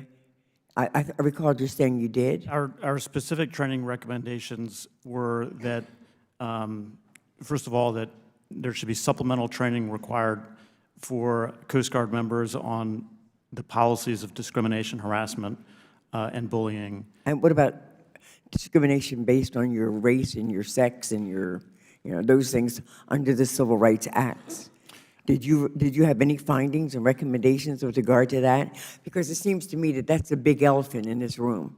And we keep talking about bullying and harassing and things of that nature, and we don't really talk about why she was necessarily bullied and harassed. Was it her marital status? Was it her race? Was it her sex?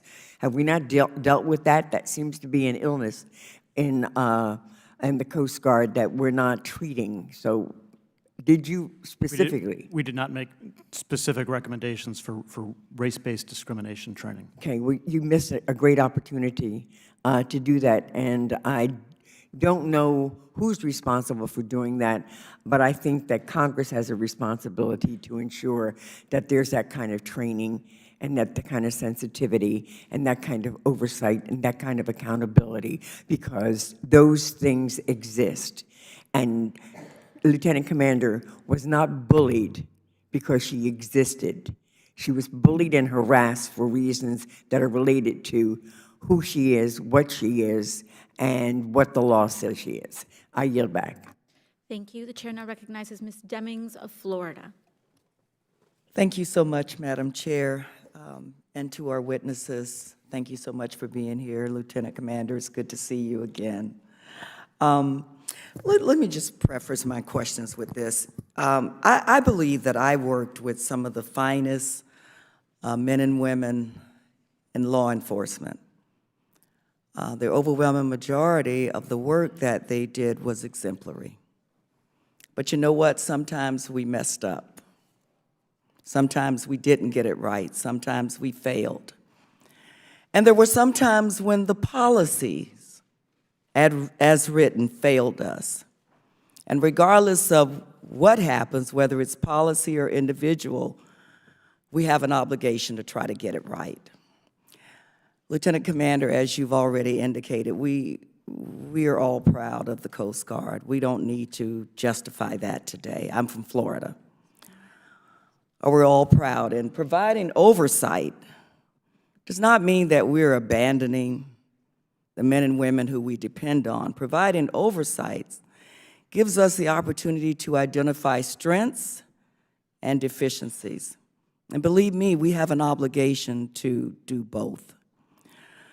So I thank you for being here today, and I hate to say that I thank you for your courage, because we ought to create an environment where people who have been wronged don't have to be courageous as we know it to come forward. But in the environment that we have contributed to here in Congress, today's world, I thank you for your courage in coming forward, because as you well know, it's not just about you.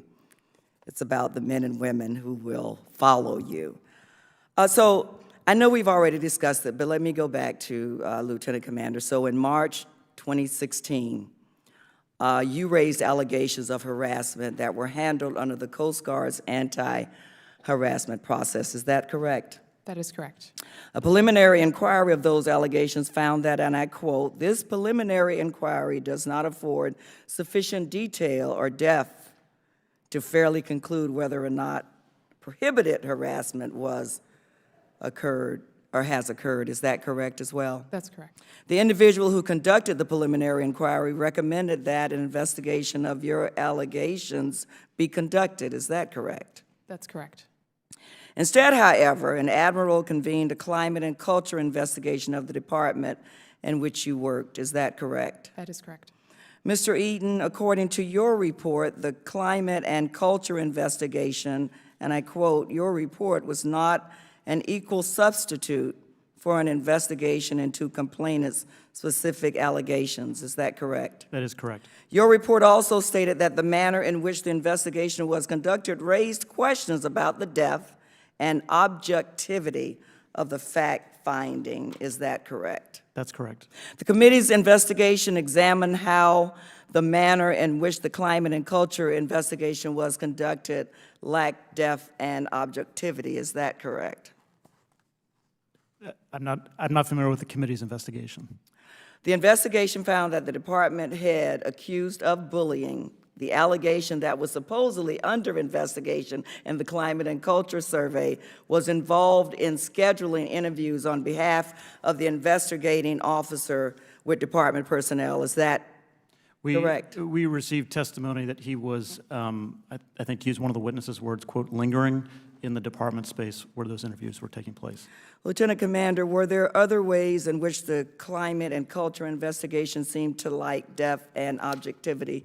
Could you explain some of those other ways that you believe it lacked depth and objectivity? Yes, and just to clarify, when I was initially briefed by the dean on the outcome of the April 2016 investigation, I was told verbally that it was not substantiated. I did not find out through other means down the road what the memorandum actually said.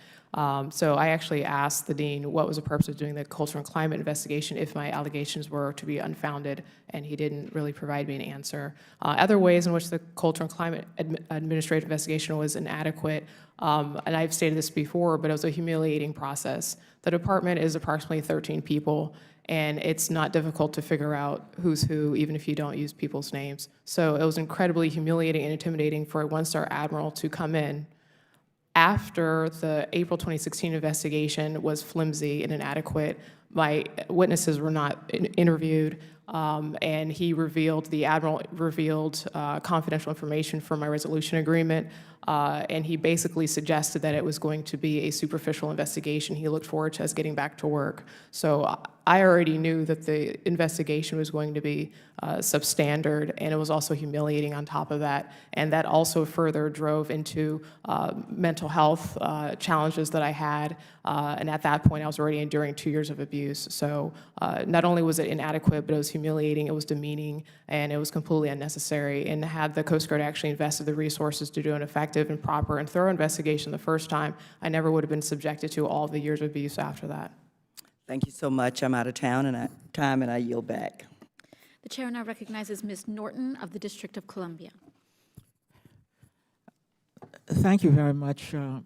And I'd like to say to you, Lieutenant Commander, that your courage in coming forward deserves change enacted from this committee. And I also like to say that you should notify us if you experience any retaliation as a result of coming forward here today.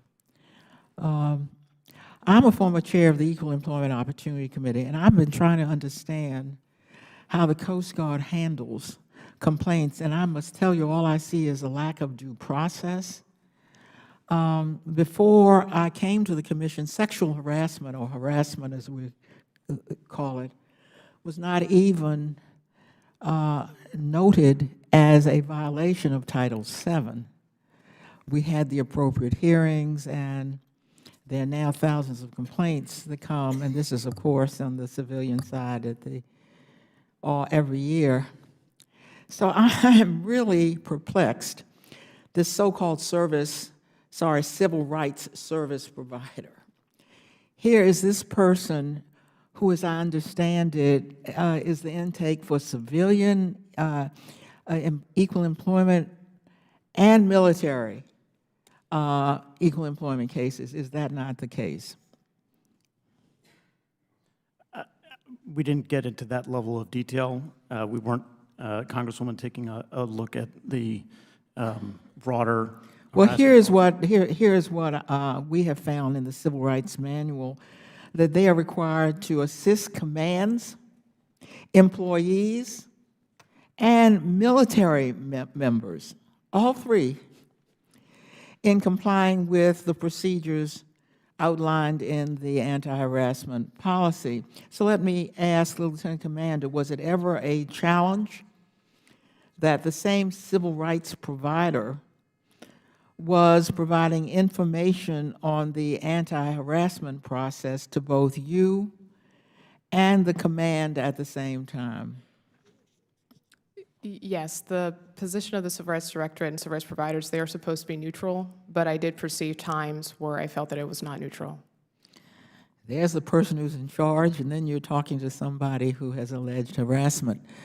I begin to see that the committee has a due process challenge, and that goes to structural issues beyond the individual who may be involved. Did the civil rights provider ever discuss with you the reaction to your allegations expressed by the Coast Guard Admiral who was responsible for handling the complaint?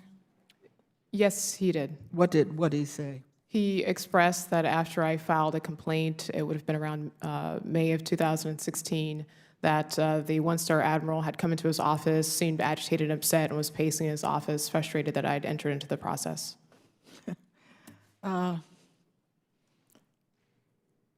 Did you go to the same civil rights provider to discuss filing a military equal opportunity complaint? Yes, it's the same person. That's the same person. I want to note for the committee that the admiral who was in charge of resolving one of the lieutenant commander's allegations stated that he had found it, and here is his words, awkward to have the same individual providing information to both complainant and command.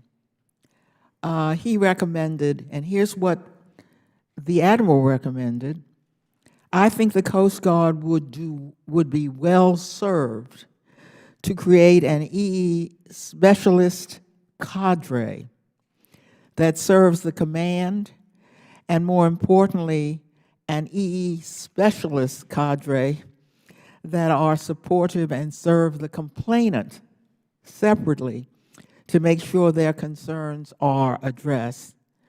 Do either of you have a reaction to the Admiral's recommendation? No, Congresswoman, I do not. How about, even in light of what you've heard, sir? And here it comes from an admiral? Our report was looking at the allegations of retaliation. And not at remedies? And we identified issues in the course of our investigation dealing with many of the problems that you've mentioned, but our report did not go further than providing recommendations about those issues. How about you, Lieutenant Commander? I think that our processes are so convoluted, and there aren't any firewalls between I filed multiple complaints, and that problem was persistent the entire time through 2016 and through 2017 as well. And I think it's that particular admiral who made that recommendation was also intimidating and violating my privacy. So, well, maybe he saw that something should be done. In any case, I think this subcommittee sees that something should be done. So again, I very much appreciate your coming forward. And Madam Chair, I think that if this subcommittee doesn't do more than simply expose the problem, but doesn't come forward with some remedies, then I'm not sure what we're here for. Thank you very much. The chair now recognizes Mr. Clay of Missouri. Thank you, Madam Chair. Mr. Eaton, the Office of the IG has identified several instances in which parties named in Lieutenant Commander Young McLear's January 2017 complaint discussed her complaint with officials at Coast Guard headquarters who were responsible for investigating and resolving the complaint. You stated in your prepared testimony that these interactions created the appearance of improper coordination or undue influence by certain senior Academy officials. And the IG's December 2018 report states that one Academy official in particular likely violated the Coast Guard Civil Rights Manual's requirement to respect the confidentiality of individuals reporting harassment. I'd like to briefly go over a couple of the interactions that were described in your report and in documents that were provided to this committee. On July 11, 2017, a person you've identified as Academy Official 2 emailed another named party in the Lieutenant Commander's complaint, writing that he had heard from another official that the case had been completed. He wrote, and I quote, "Do you have any visibility? Just wondering if this is possibly, in parentheses, finally settled." Is this an accurate description of the email your office reviewed? That's correct, sir. Does this exchange appear to violate the Civil Rights Manual's provision regarding confidentiality? It appears to likely violate it, yes, sir. And was any disciplinary action taken for that violation? No, sir. Okay. On July 12th of 2017, the same Academy official sent another email which read that he saw Headquarters Admiral 2, quote, in the gym this morning. Like all of us, he is frustrated, end of quote. What is your impression of this exchange? It should not have taken place. It likely violated.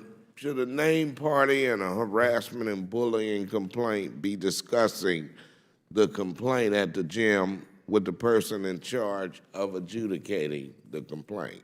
No, sir. You know, all of this sounds real messy and very inappropriate. Have you brought it to the attention of the hierarchy of the Coast Guard that this is not the norm and that that action should be taken to discipline these people? We have provided the report to the Coast Guard. One of our recommendations included supplemental training on the importance of discretion. We leave disciplinary decisions up to the Coast Guard. Okay, so the Civil Rights Manual instructs commanding officers to, quote, respect the confidentiality of individuals reporting harassment or providing information relating to harassment to the extent permitted by law and consistent with the good order and discipline. In your experience, why is protecting complainants' confidentiality so important? In one part, so as not to deter them from coming forward and making complaints, and also to ensure that not just the complainants, but everyone else has confidence in the integrity of the process.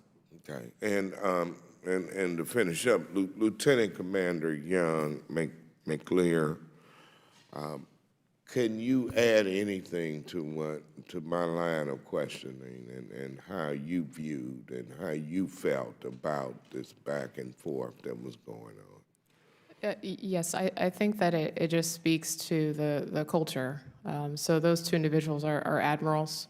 And I want to just comment on if certain individuals were held accountable. I actually want to add that some individuals were actually rewarded. So one of the individuals in the report went on to be selected for a prestigious district assignment. So I want to be clear on that aspect. So that ties right back into the culture. Not only are we not holding people accountable, we're actually rewarding people.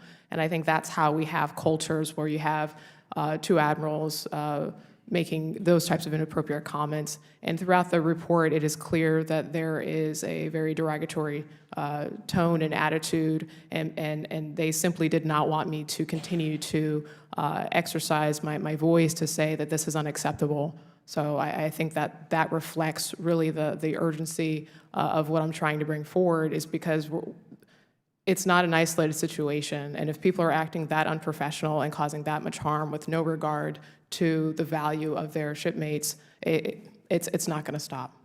Thank you both for your responses. I yield back, Madam Chair. The chair now recognizes Mr. Courtney of Connecticut.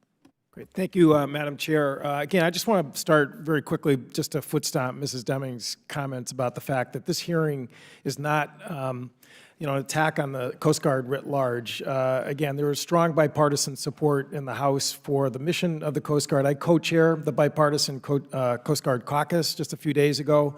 70 of us joined together to write a letter to the conferees on the Coast Guard Reauthorization Act, with Mr. Thompson, I'm sure, is one of those, to make sure that there's going to be total parity between the Coast Guard and the other military branches in the cases of a government shutdown, which was an outrage that took place last January. However, if there's a problem, we just need to face up to it and fix it, and that really is what the Lieutenant Commander led the way in terms of starting this process, and the OIG report certainly validated.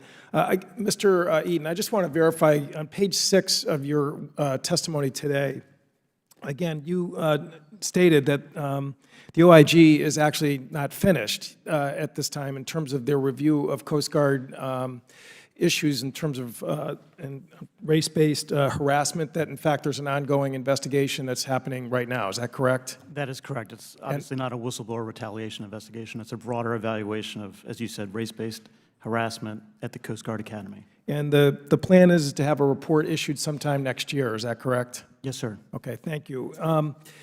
Again, I also, read Admiral McAllister's testimony, which we'll be hearing shortly, and I just, again, want to underscore the fact that some of the initiatives that are taking place at the Coast Guard Academy, which I have personally visited a number of times on Eclipse Day and other visits, the equity scorecard, the follow-up, task forces and whatnot.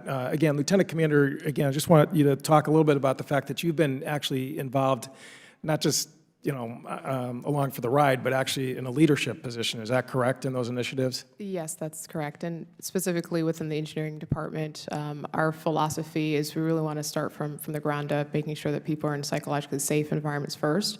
And I think that's the contrast that we have with the Equity Task Force. They're mainly focused on equity, and we're actually approaching it more from a grassroots perspective to make sure that the climate's safe for everybody first. Well, thank you for mentioning the Engineering Dean's Initiative, which, again, as you point out, is really sort of an organic coming together of faculty and cadets in terms of trying to address this issue. I know Dr. Zilmanowicz is here from the engineering department in the second row, and again, had the opportunity to visit with you the effort that's happening there. Again, can you talk about sort of the approach of that initiative, which unfortunately is not mentioned in Admiral McAllister's testimony? Yes, absolutely. So the framework, it basically, the foundation is in psychological safety. So number one, everyone deserves to be treated with dignity and respect. And do people feel safe? Safe being their authentic selves, safe speaking up against wrongdoing. If at a minimum we do not have that, no initiative on diversity and inclusion is going to work. It will fail, and it'll actually probably harm people because it'll come across as superficial, and people may resent why we're even doing it. The next phase above that is focusing on moral courage. So I know many of the members today have spoken about my particular courage, and it shouldn't be on my shoulders alone, and many of the folks that are here in this room. It's about how do we create a culture where it is safe to speak up, it's not taboo, and that's in alignment with our professional duties when we take that oath. And the next layer above that is inclusion, diversity and equity, mission performance, mission readiness, and then innovation. So it's basically starting from the ground up, making sure that everyone's treated well, and I believe that if you treat everyone with dignity and respect, you're going to attract diverse groups of people. But if you try and artificially force diversity, you're not going to get inclusion. You're going to end up with resentment and probably toxic work environments. And how's the uptake in terms of participation? So far, it's great. We have 4 action teams led by our engineering dean, and it's just, personally, I mean, it's one of the highlights because we're engineers, but we like solving problems, and so we take that very seriously, and it also puts us on par with other engineering colleges across the country to tap into those networks as well. Well, again, I just wanted to really spotlight that work that you and the dean are doing, that, your approach to this is really not just sort of, pointing fingers and not trying to be part of the solution. In fact, you're part of, I think, really a very promising effort to get to the core of the issue that we're talking about today. Yes, thank you. And if I could just quickly add, I'm also plugged into diversity inclusion efforts at Coast Guard headquarters as well. The Coast Guard, we just awarded a contract for diversity and inclusion training. There's going to be basically a coaching program, and I actually helped provide input into the statement of work for that to make sure things like psychological safety are included. And I actually had a chance last week to actually audit one of their modules. And one of the things that I tried to just emphasize with that pilot group is to not be afraid to be critical and to self-examine our own culture. And if we don't understand our culture, we don't understand our history, we're not going to make progress. It's just going to be superficial. So I just wanted to add that it's not just efforts at the Coast Guard Academy. I've been in the Coast Guard for 16 years, and I've always been passionate about how can we create healthy, thriving work environments so that we can effectively do our mission and be innovative. May I make two quick clarifications for the record for earlier questions? Earlier, I indicated that the supplemental training that we recommended in handling these types of complaints was for all Coast Guard service members. It's for Coast Guard managers. I also wanted to clarify that in response to an earlier question about referring complaints to back to DHS and back to components for investigation, that we only do that after receiving consent from the complainants to do that. Thank you. And I'd like to recognize myself for 5 minutes of questioning. Lieutenant Commander Young McLear, thank you so much for coming in and testifying today. Mr. Eaton, thank you as well for your testimony and coming to answer some of our questions. For a very long time, it has been the legacy of this committee for whistleblowing to be a bipartisan and supported activity, because without whistleblowers, we cannot maintain the integrity of our government activities. That is how we're able to ensure that every single branch and every single office under our federal administration conducts itself with the utmost integrity, and that we live our values in the work that we do. As we have discussed, the Inspector General's office confirmed that Lieutenant Commander Young McLear suffered retaliation for raising allegations of harassment and bullying. And Lieutenant Commander, once again, thank you for sharing this story and for bringing this pattern of behavior up to us. Mr. Eaton, this past September, your office released another report of investigation that substantiated retaliation against Coast Guard officers for whistleblowing. Specifically, your investigation substantiated retaliation against a lieutenant commander and a lieutenant assigned to a port security unit. Is that correct? That's correct. Can you tell us briefly about your findings in that case? And did whistleblowers in those cases also receive unfavorable officer evaluation reports? Yes, we did find that retaliation occurred in those cases. Like this one, those officers received negative evaluations on their OERs. There were also other instances of retaliation, such as the withholding or denial of certain awards or the removal from a temporary duty assignment.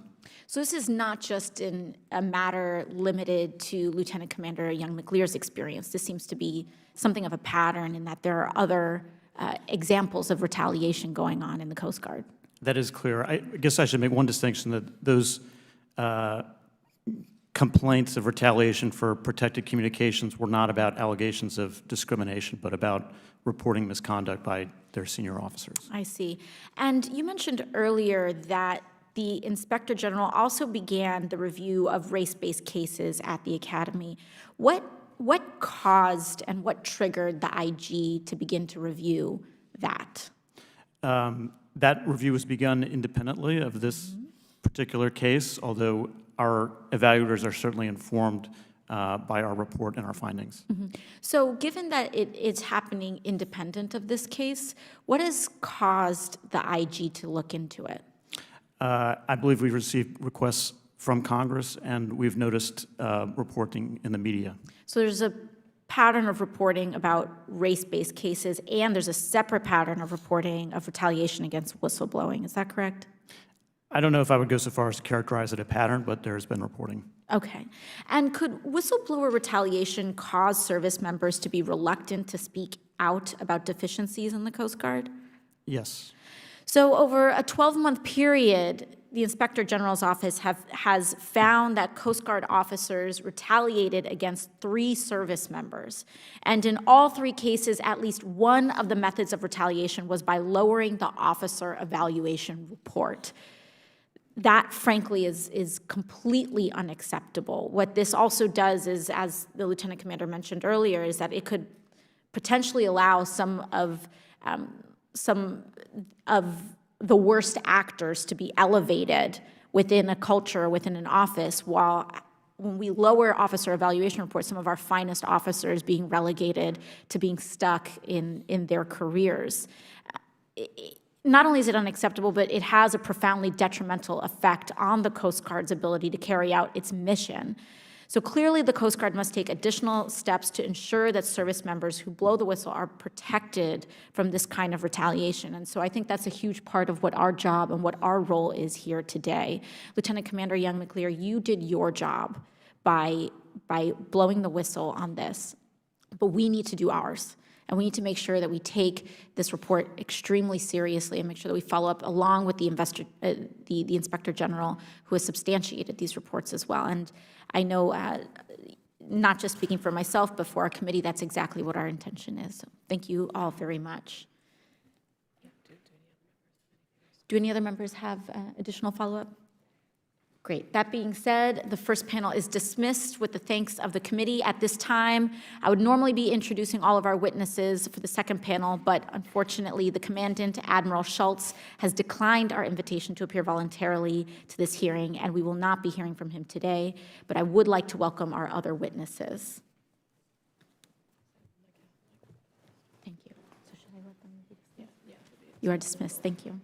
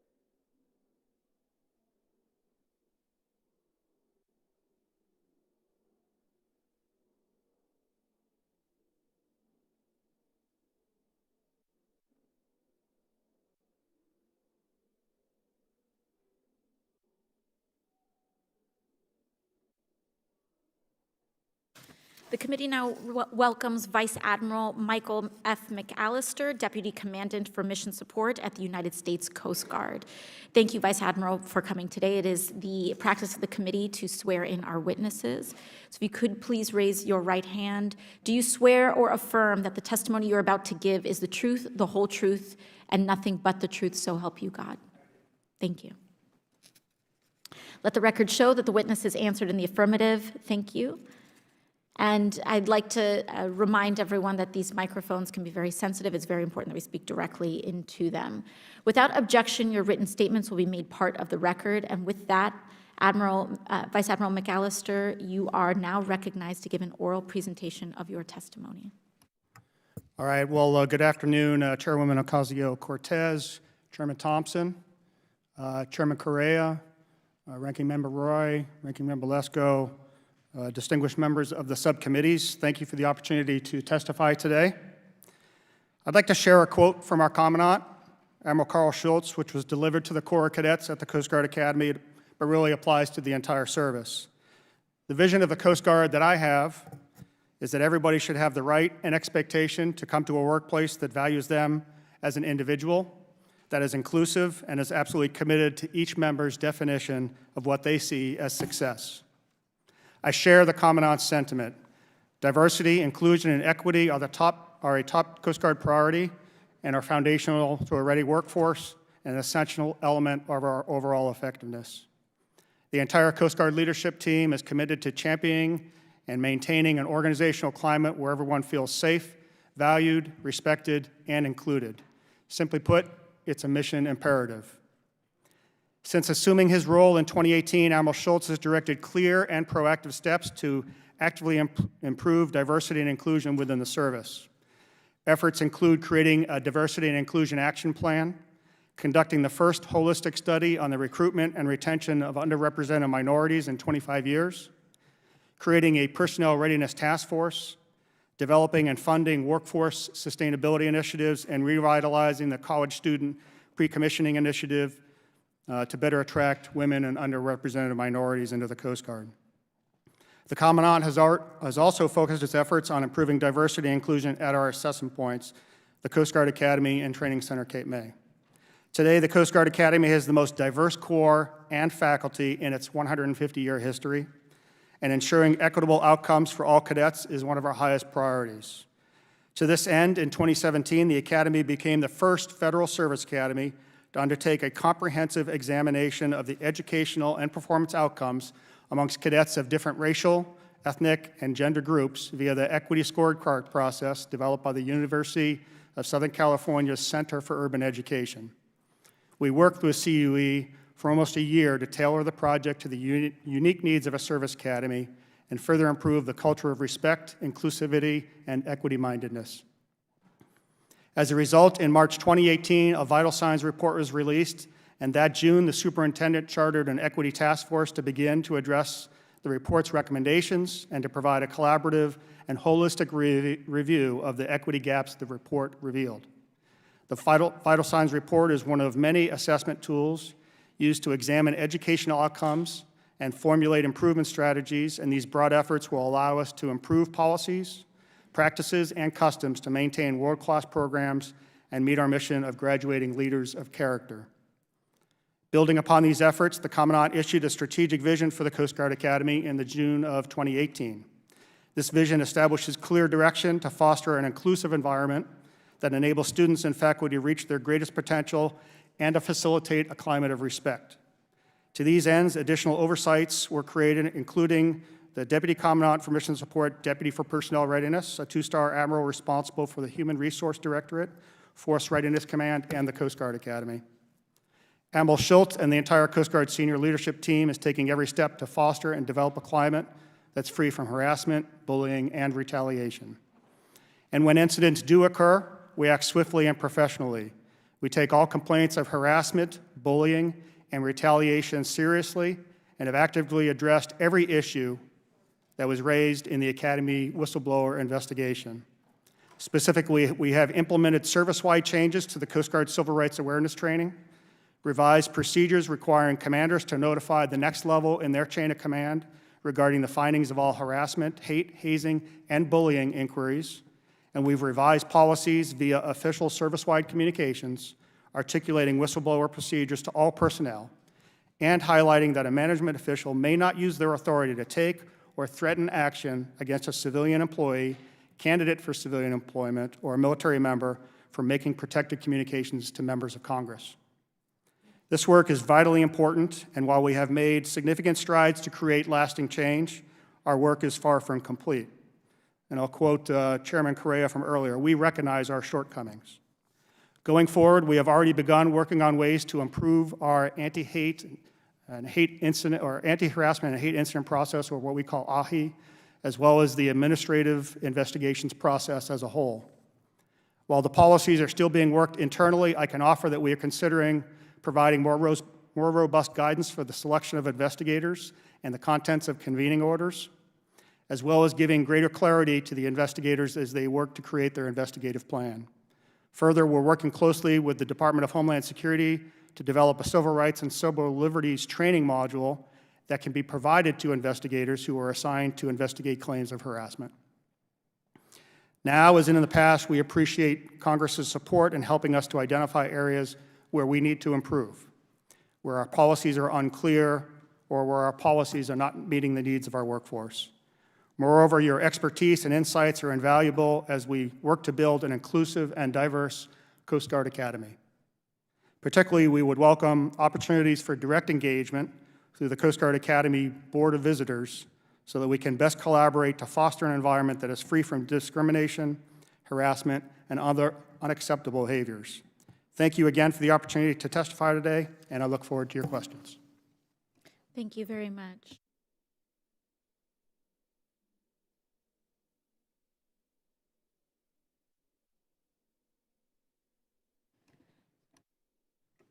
The chair now recognizes Mr. Correa for 5 minutes of questioning. Thank you, Madam Chair. Admiral McAllister, again, I want to welcome you here today. Just returned from a trip to New Zealand and Australia, and I'm proud to report that they talked glowingly about our Coast Guard. They talked about coordinated efforts, exercises, and rescuing folks in places of the world in the sea where nobody's ever heard of. And you do a great job. And as I was mentioning earlier, in Puerto Rico, I've also heard the same thing. You watch, you monitor areas as far as Venezuela for those drug interdiction, and I understand you've been, stepping all over some mini submarines lately full of drugs, and thank you for doing that good work as well. North Korea, as I mentioned earlier, you're part of the enforcement of those sanctions out there, because the Navy can't do it, and you all step up and do it. So you do some very good work, and I'm just going to put it out again.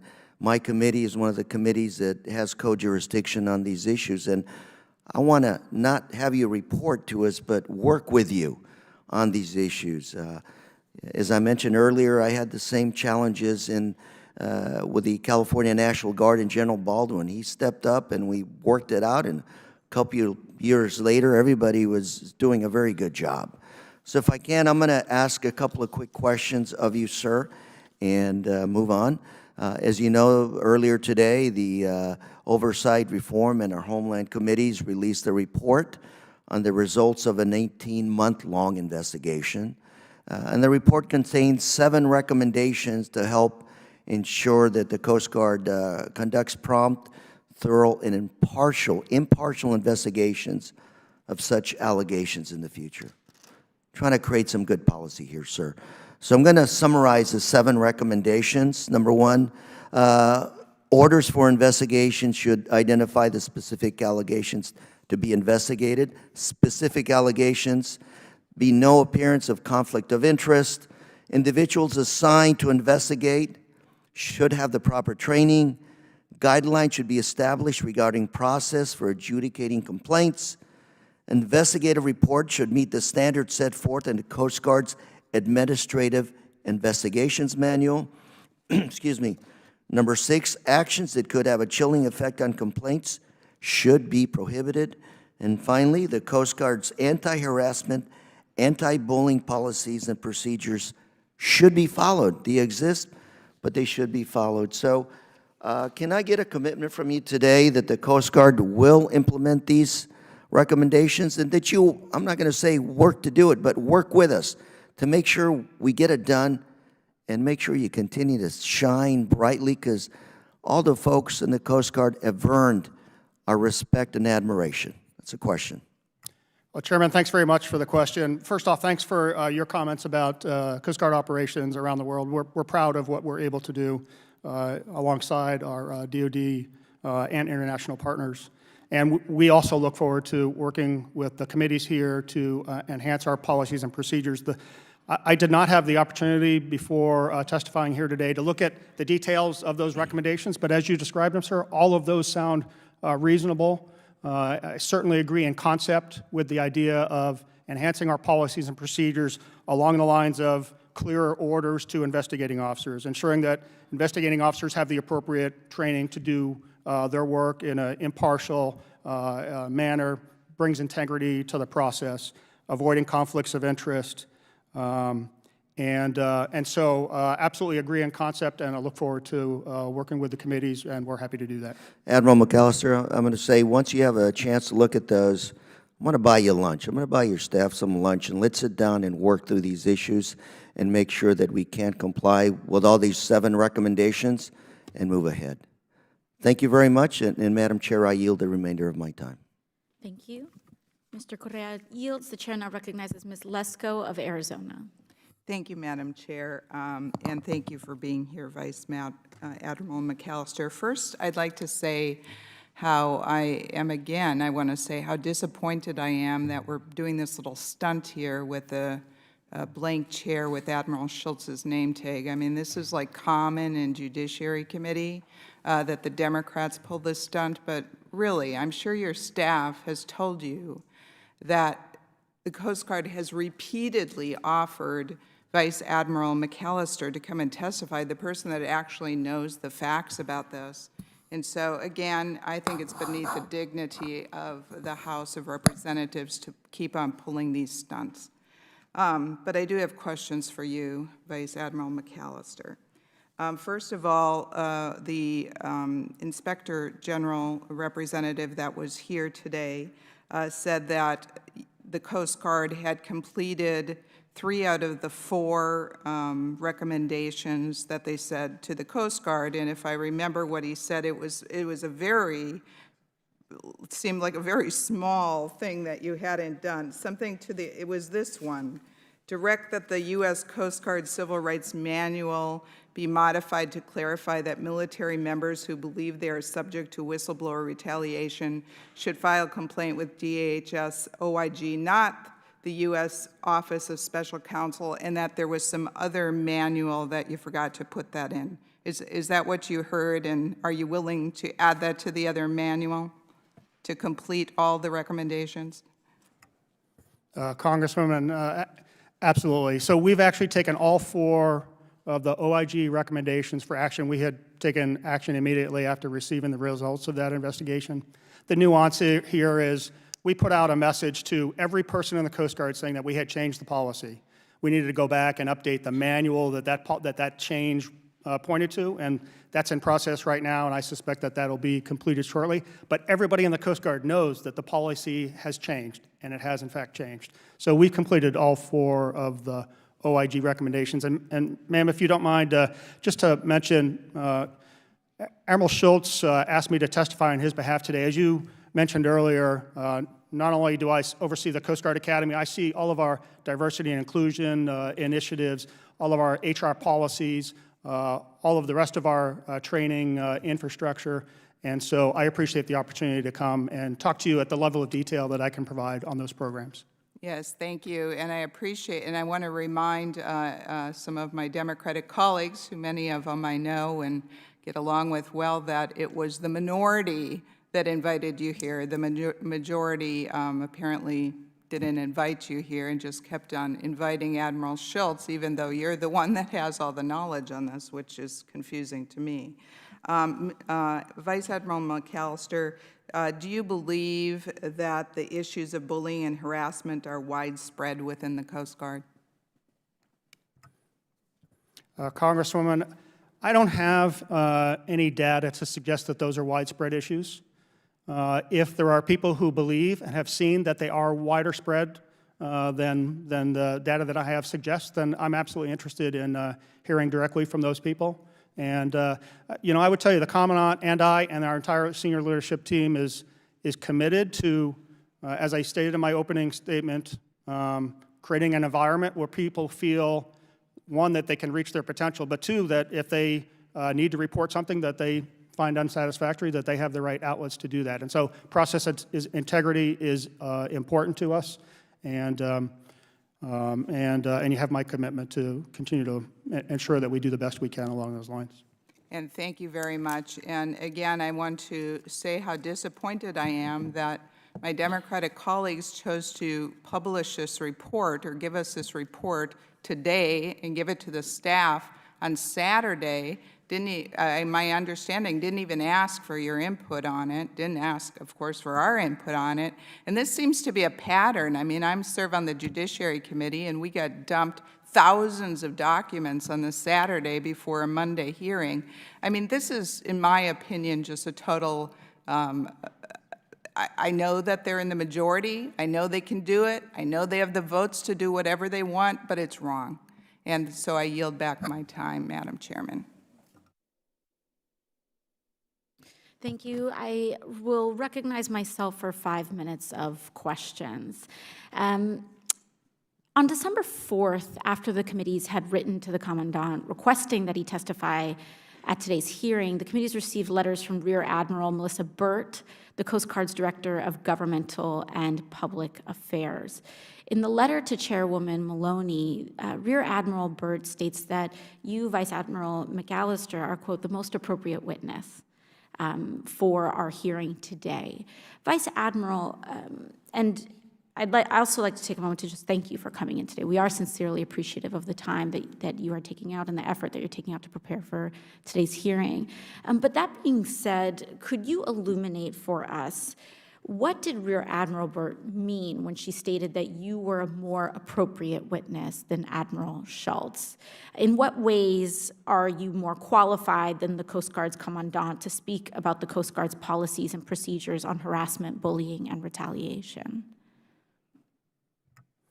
Madam Chairwoman, I would just offer to you, and I consulted with the Commandant on this. As a service chief, he has a lot of responsibilities. He has assigned me the responsibilities of delivering a diversity, action, and equity plan for the entire Coast Guard and more specifically for the Coast Guard Academy. So as an example, just last week, the Commandant and I together presented our draft diversity and inclusion plan for all of the senior leaders in the entire Coast Guard. We brought them all together, and that was agenda item number 1. And so he is absolutely committed to it. But he's got a lot of things that tear at his time. He's got a lot of strategic priorities for the service, and he asked me, with my portfolio and with my understanding of the detailed policy and procedural issues, which really is the work of a staff, to represent him here today. Would you be able to illuminate for us why the both of you could not come when it was just you? Well, my understanding, and I'm not sure, I haven't laid eyes on the rule myself, but it's common practice within our department that I know of that we provide a single witness to a hearing. I understand. So I have a copy here of the Coast Guard's anti-discrimination and anti-harassment policy statement. It's up here. Can you tell me who signed that statement? That is signed by Admiral Schultz, our current Commandant. And here is the Coast Guard's equal opportunity policy statement. Can you tell me who signed that? That's also signed by our Commandant. So with utmost respect, I would have assumed that since the Commandant signed these two policies, he would have the most knowledge and assume the highest responsibility for their enforcement and implementation on how they work. And I think one of the questions and one of the concerns that we have is that it may not just be limited, to one area. This is a question of the entire Coast Guard. And I'm surprised to hear that the Commandant is issuing policies that he is not able or willing to make time to discuss with Congress. Vice Admiral, how many times in the past has the Commandant been invited to a congressional hearing that he has refused to attend? Ma'am, I'm not aware of any. I'm happy to provide additional information for the record. So this is the first time that the Commandant has refused to attend a congressional hearing. How many times in the past has the Director of Governmental and Public Affairs responded to a request from a congressional committee for testimony from the Commandant by telling the requesting committee that an officer subordinate to the Commandant is more appropriate of a witness than the Commandant himself?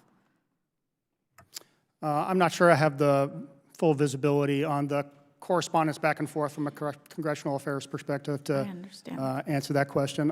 I will offer, both the Commandant and I have only been in our positions for about 18 months now, so that's the window that I can use to judge for you.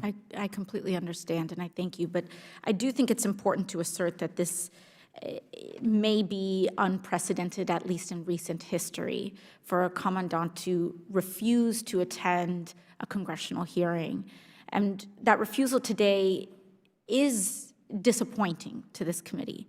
And it only seems to, from what we can infer, that lack of presence seems to essentially suggest that and reaffirm about the command environment in which Lieutenant Commander Young McLear suffered and perhaps has suffered retaliation for making allegations of harassment and bullying. And I think that is what that absence here today is difficult for us to square. But once again, I want to state my gratitude for you coming here today, and it is in no means a disrespect to you or your service, and I thank you for you taking that time to testify today. Thank you very much. The chair now recognizes Mr. Roy of Texas. I thank the chairwoman. Vice Admiral McAllister, do you have complete knowledge of what's going on at the Academy? Are you in charge of what's happening at the Academy? I am, sir. I'm in the chain of command. I supervise the superintendent of the Coast Guard Academy, who runs the Academy on a day-to-day basis. So you're fully knowledgeable and fully able to answer these questions as Vice Admiral? I believe I am, yes, sir. Could you give me a little bit of your background? How long have you been in the United States Coast Guard and your education, training, and so forth? Sir, I've been in the Coast Guard for going on 34 years. I'm a graduate of the United States Coast Guard Academy. I have both operated all around the Coast Guard, and I've been in the support worlds, the engineering worlds, the HR worlds, the budget worlds, and so forth. From an educational standpoint, received master's degrees in civil engineering and master's in business administration, and graduate of a variety of executive education opportunities. Safe to say that you're proud of the United States Coast Guard? I am very proud of our organization, and as was introduced in some of the opening comments, I think we have an outsized impact against the size of our service. Safe to say you're proud of the United States Coast Guard Academy and being a graduate of that institution? I am. We are always looking for ways to improve, though, and I recognize that in some cases we need to do that. What are the primary missions of the Coast Guard? Well, sir, I know you're familiar with some of our missions, including interdicting drugs and transnational organized crime. We've had a banner year last year, seizing 208 metric tons of cocaine, which is more cocaine than all other U.S. law enforcement agencies combined. We've saved thousands of lives, maintain our nation's waterways, facilitate extremely important commerce into and out of our ports, and so a variety of different missions that we're carrying out simultaneously, literally around the world every day. The United States has 95,000 miles of coastline, 360 seaports, 3,700 marine terminals, and 25,000 miles of waterways. Does that sound about right to you? That's correct, sir. It's about a $5.4 trillion a year maritime commerce system. You mentioned drug interdiction. You talked about the tons of cocaine with a street value. I have in 2017, 223 metric tons of a street value of $6.6 billion. 2017, the Coast Guard also detained 708 suspected drug smugglers. Does that all sound right to you? Yes, sir, it does. And about two-thirds of those drug smugglers are brought back here to the U.S. for prosecution, which allows us to find other drug smugglers. Another staggering statistic, you mentioned saving lives. 2017, the Coast Guard saved 4,228 lives, conducted 16,000 search and rescue operations, consisting of nearly 12,000 people during hurricanes. It's clear the Coast Guard plays an important role in keeping the nation's borders and citizens safe. We could go through all of those wonderful accomplishments. How many members are active in the United States Coast Guard right now, roughly? So we have about 43,000 active duty members. And how many students are there at the Academy currently, or in a class? Approximately 1,000 cadets, sir. Okay. And you responded to my colleague just a minute ago who asked a question about whether you believe that the kinds of harassment and bullying that is the subject of this hearing is prevalent throughout the Academy or the Coast Guard. Is it safe to say that of those 43,000, or the rough number that you just said, of the members of the United States Coast Guard, the 1,000 or the Academy, do you have any idea of the rough number of cases of harassment or bullying that have been reported and moved up the chain, so some rough knowledge of the state of that? Yes, sir, I can give you some rough numbers. We receive, to my understanding, about 250 EEO complaints a year.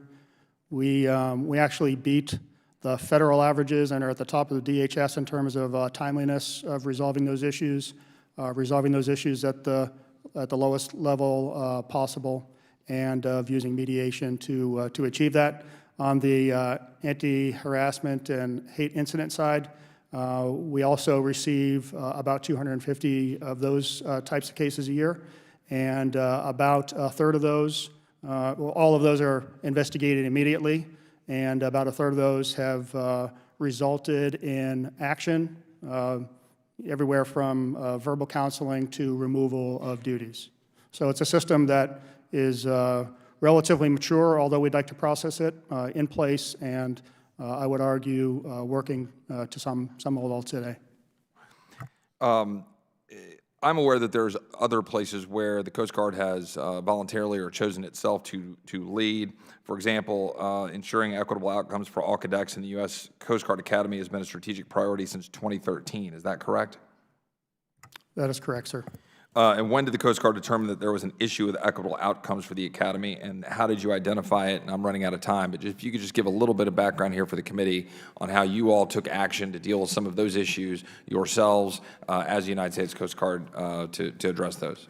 So we were the first service academy to go through the equity scorecard process, again, under with the help of the University of Southern California. And that was in 2017, and that just gives you a snapshot of where there may be, where there are inequities and outcomes across different dimensions: academics, military, athletics, and overall. And it's now the work of the Equity Task Force that was mentioned in the previous panel to identify the root causes of those issues and to do the things that need to be done to create more equitable outcomes as a result of that. And there's a long list of things that we're doing right now with some of the people who are sitting behind me from the Coast Guard Academy involved to enhance things like our teaching methods, our mentoring programs, senior leadership, understanding of climate-related issues and those sorts of things. Thank you, Vice Admiral McAllister, and thank you for your service here to our country. Thank you. The chair now recognizes Mr. Thompson, the chairman of the Committee on Homeland Security. Thank you very much, Madam Chair. Vice Commander, glad to see you. I want to make sure that on the majority side, we think the buck stops with the Commandant, and that's why he was invited. The fact that in your testimony, you made a number of references to the Commandant, and so we would assume, and rightfully so, that he's the person. But as a person, if you tasked with the responsibility of coming, you don't have a choice. So we thank you, and your record speaks for itself. With respect to our whistleblower, did you have anything to do with any processing or reviewing of any of her complaint? Sir, I did not have any kind of firsthand involvement in that. All of the investigations, except for the OIG whistleblower investigation, were completed before I got into my current position. I did receive the results of that OIG report and helped craft the actions that the Coast Guard was going to take in response to that report. That's my only involvement thus far. Well, thank you. Some of us have asked the question, now that the appearance of Lieutenant Commander being mistreated by people in the Academy, we are concerned that, as far as we know, no disciplinary action has been taken toward any of the people who are at fault. Are you aware of any disciplinary action taken? Chairman, I will offer, we ended up taking administrative action against one of the individuals involved. Now, it was more directly related to another incident of bullying where we found that bullying had occurred. And so we removed that officer from their primary duties, reassigned that officer, and that officer ultimately voluntarily retired rather than face the additional administrative actions that would have been a result of that. And I say that because his removal was based on what we call a loss of confidence by the Coast Guard Academy leadership. And it would have included the totality of the circumstances in terms of his actions in his position, including those that the earlier panel identified in making that determination. Thank you. You know, one of the hallmarks of a policy is how much of an enforcement mechanism you put in place behind it. What is the current enforcement mechanism subject to the IG's recommendation that's available for bullying, harassment, or retaliation? Sir, so there's a couple of different processes involved there, particularly for harassment. You can go either through the EEO process or through the administrative process, the anti-harassment hate incident process. For any of those, if it's severe enough, you can go through a criminal process as well, criminal investigation. But those are the processes that have been in place for a while. I would offer to you, to your question about the recent changes that we made as a result of the OIG report. Those are recent changes, and we haven't yet seen all of the positive things that will come for that. And I would tell you, our work is incomplete there. There were some suggestions earlier made about improper communications between officials that were engaged in this process. Those communications were not prohibited under our old policy. I would offer now that we've raised our standards for our policies and procedures in terms of the discretion and the confidentiality of those communications, you will see less of that. And there's opportunity for us to be more specific in what those prohibitions look like to ensure we haven't. So you do understand that the challenge that a cadet might have in the fact that you have a policy with no teeth and a reluctance to move forward with a complaint because the perception is that nothing will be done. And I'm saying that to say I encourage you to make sure that you go back to the Commandant and express that a zero tolerance policy on this would be absolutely necessary to also have some penalty and enforcement mechanism. Couple other items, Madam Chair, if I might. You know, we went through quite an extensive effort to get information. Are you aware of all these committees had to go through to get basic information? Yes, sir, I am. Are you comfortable that the Coast Guard did not impede the committee's right to certain information?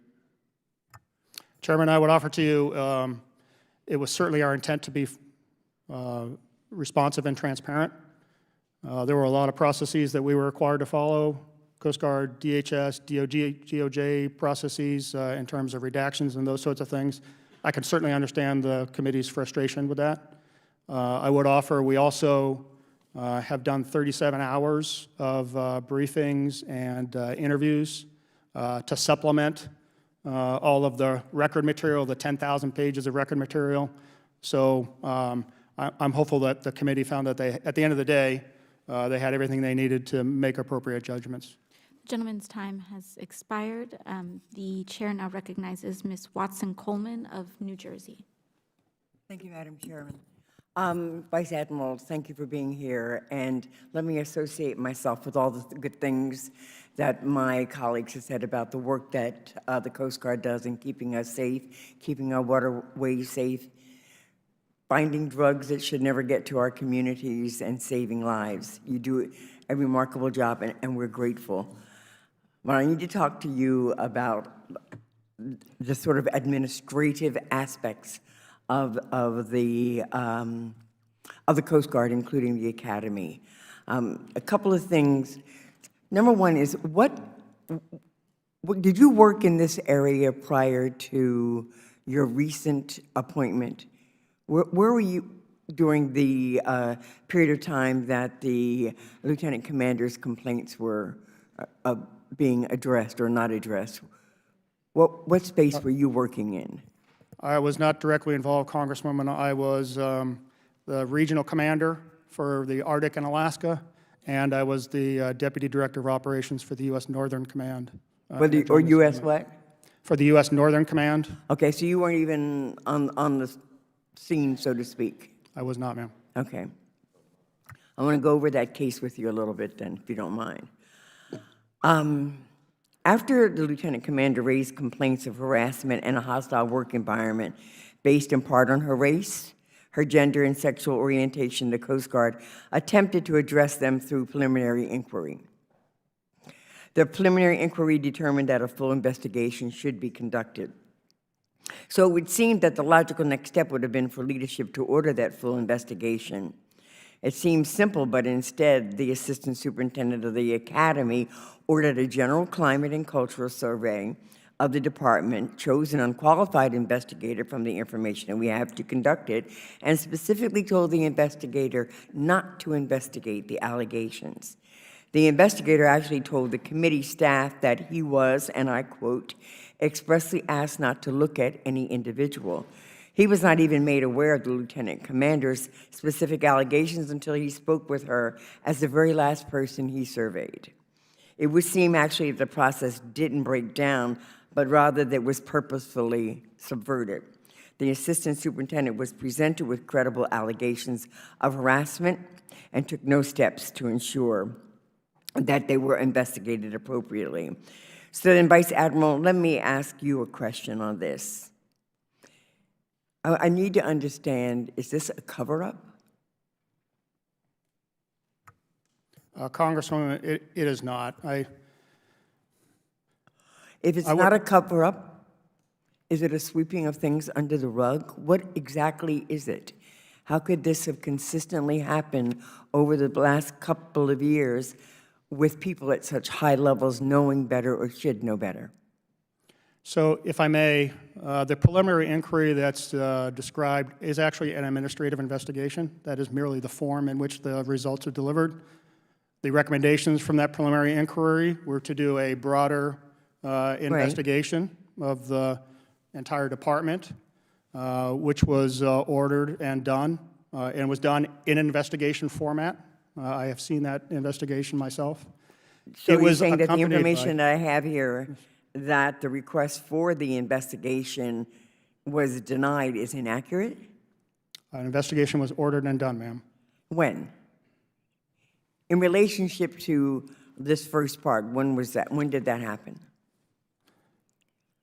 Was there a period of time where the investigation was recommended and the assistant superintendent did not do it? No, or did not the investigation order it? was recommended by the dean, and the assistant superintendent ordered the conduct of that investigation. Was the dean the investigator? The dean was the investigator of the first investigation. And he made the recommend, what? To be clear, he was not the investigator, but he was the convening authority for the first investigation. Was there a period of time where there was the preliminary investigation, a recommendation for a more thorough investigation, and a decline on the part of administration to move forward with that comprehensive investigation at that time? That's my question. No, yes there was no declination of the need to do a second administrative investigation. Okay, if that was the case, why did it take so doggone long to come to any conclusions as it relates to the lieutenant commander's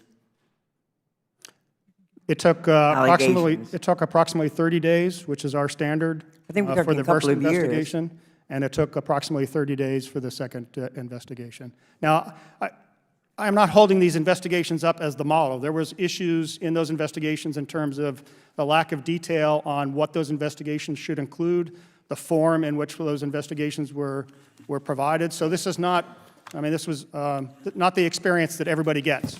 Thank you, Vice Admiral.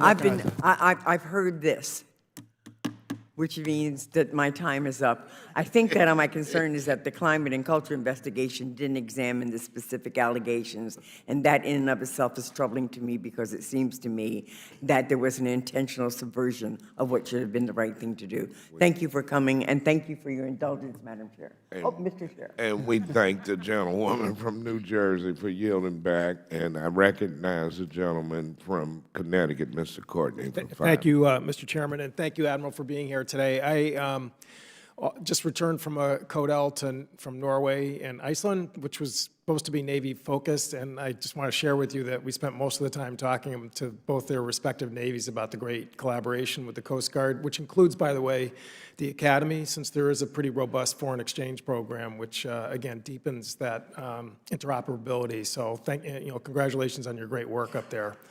I wanted to go back to your comments about the administrative action which was taken regarding the department head. Again, just I'm sure you read the Inspector General's report, that there's page 19, recent developments, which again goes through the second complaint and the fact that really within a pretty short period of time, it was about 3 months, the Academy removed that individual. Again, I just want to clarify and at least put on the record that this is the same individual for whom the IG report identified as the actor who changed the rating for Lieutenant Commander Young McClear, which was again on page 26, and talked about how, again, they took her score down below 6. They actually were talking about bringing it down to 4. And so when you indicated that it's the totality of the circumstances led to that decision for removal, again, I just want to get some feedback that at least, the actions that the IG reported as retaliatory is part of that totality of circumstances? Congressman, it's fair to say we were aware of what the OIG report said. It was released earlier. Oh, no, actually, I take that back. I'm confusing my timeline a little bit. The event that most precipitated that administrative action of removal of that particular person really was an unrelated event. But the way I described it was when somebody is removed of their primary duties for loss of confidence, that considers all of the events that may have happened in the past. And again, it's not a disciplinary action under the Uniform Code of Military Justice, but it has very significant consequences. And it's up to the chain of command to take that action, and they did in this case. Well, I was trying to give you a lifeline, Admiral, in terms of just trying to show that at least there was some recognition about Lieutenant Commander Young McClear's experience with this individual, that it had some ripple effect in terms of the second incident and the administrative action that you described. So the other point I just wanted to sort of walk through with you is the IG report talked again about the confidentiality issues, which they described in pretty vivid detail about the fact that Lieutenant Commander Young McClear's complaint was announced before a staff meeting, that it was discussed in the gym and emails, and they determined that it was likely a violation of the manual. That was one of the 4 recommendations that they said that, you guys, the Academy has to tighten up. Can you just walk through a little bit more detail, how you're going to make sure that that type of, very, reckless almost behavior is not going to occur again? Congressman, thanks for the question. At the time, I would offer to you that was not either allowed or prohibited. It was not. We didn't indicate in our policy who could or couldn't be discussed. But I share with you your concern that just from a judgmental standpoint, that was probably not the right behavior. And so we've done the initial steps of laying out our expectations for increased sensitivity and confidentiality of these cases while they're being adjudicated. And I think we'll have an opportunity to expand upon that based on what the committee here has suggested in terms of detailed activity. So there's certainly room for improvement there. Well, again, I think that goes to the core of the whistleblower process and the complaint process is protecting people's confidentiality, because it can be toxic if it just sort of gets out there in the bloodstream. The last point, and I raised this in the first panel, is that I have visited the Academy. Again, the self-reporting, which is what the equity scorecard was, certainly deserves credit. It did not go through the whole institution, as the Lieutenant Commander noted, and so there's still a little meat left on the bone there in terms of, trying to address this overall issue. And the initiatives that are taking place in terms of some of the task forces, again, I've been briefed on that in person in New London. I was a little disappointed that the engineering department's initiative wasn't included in your testimony, and I just hope to, hear from you the fact that that is really a promising initiative, which, as I said, is really organic. It's happening, really self-initiated, and which is a healthy response. I just wonder if you could comment. Congressman, I'm absolutely willing to take that on board. I would offer, I'm very much encouraged, and I knew that it was happening, that Lieutenant Commander Young McClear is still very much involved in helping us to solve the issues that I know we have as an organization in terms of how to improve our diversity, inclusion, inclusiveness. And so, the continued engagement she has, I know she was at a workshop recently looking at our culture of respect across not just harassment and bullying and other things, but sexual assault and some of the other concerning behaviors that we're focused on at the same time. So that's the kind of engagement I think that will help us to really leapfrog ahead in terms of these policies, procedures, and the environment or the culture that's a result of those things that I think we can improve upon. But you absolutely have my commitment to take what the Academy is doing, and particularly the engineering work, and continue to focus on that and make sure that we get the right equitable outcomes at the end of these processes. Chairman, if I could, I just appreciate the fact that you did, give Lieutenant Commander a shout out for her continuing work. And with that, I yield back. Gentleman's time has expired. The gentlewoman from West Virginia, Ms. Miller, is recognized for 5 minutes. Thank you, Mr. Chair. And I do want to thank Lieutenant Young McPheer for testifying in our first panel, and to you, Vice Admiral McAllister, for answering all of our questions. I also, of course, want to thank you all for your service to our country. I also want to commend the Coast Guard for the very important work you do in protecting American interests at home and abroad, serving every day to keep Americans safe.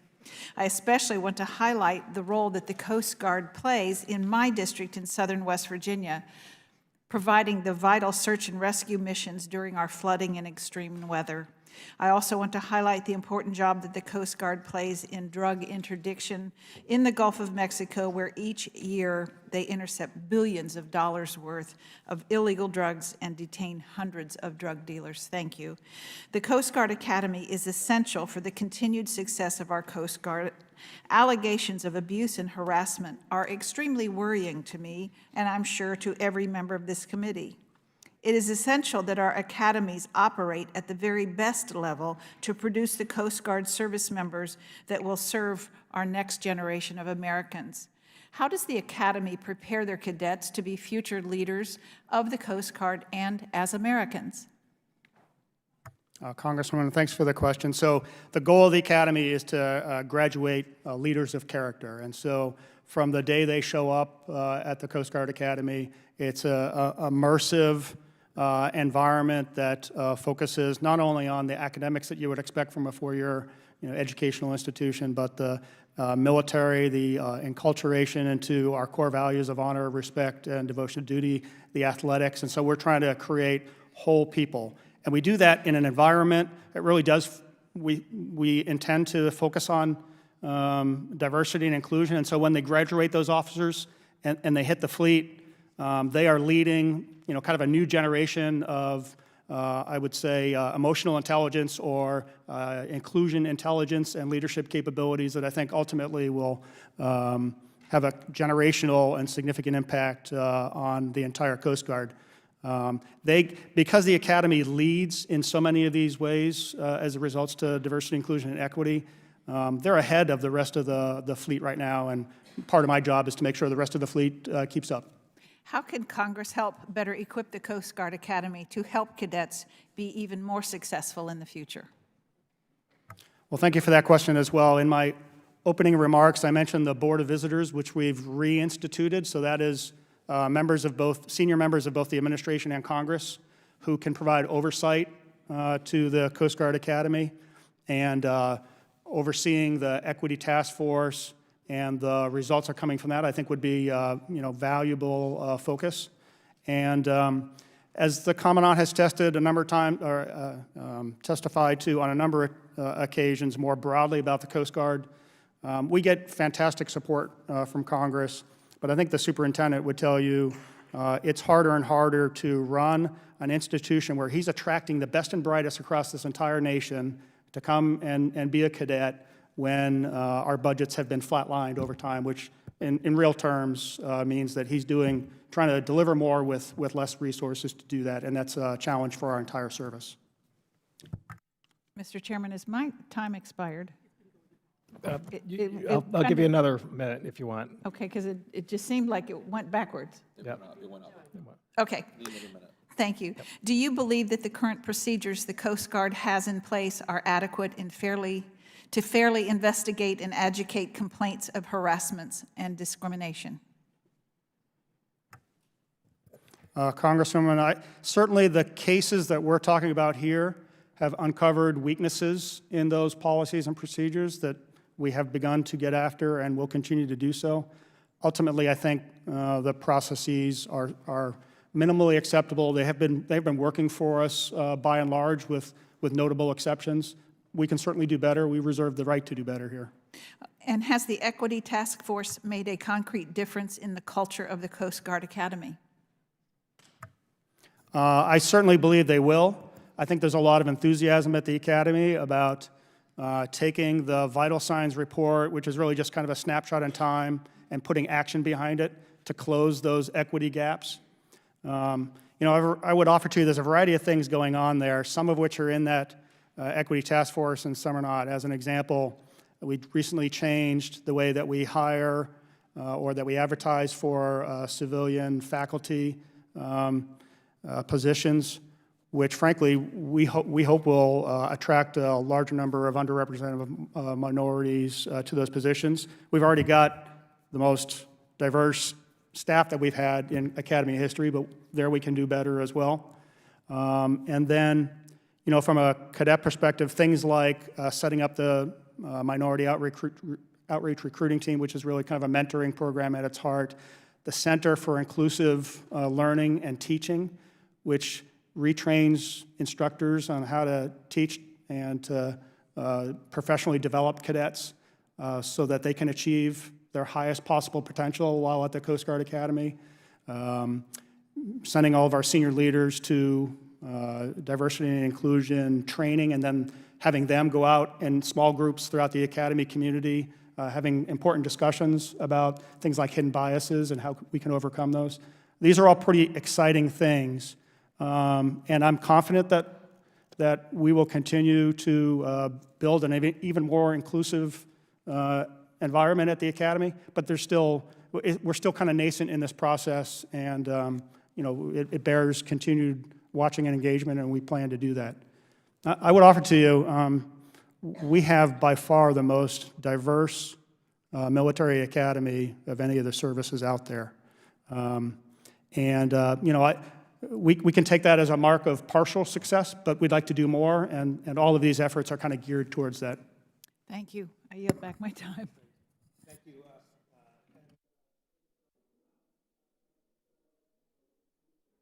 For their testimony today, without objection, all members will have 5 legislative days within which to submit additional written questions for the witnesses to the chair, which will be forwarded to the witness for responses. I ask our witnesses to please respond as promptly as you are able. The hearing is adjourned. Okay, good. I got a little something I want to send over to you later, maybe today or tomorrow. Just a little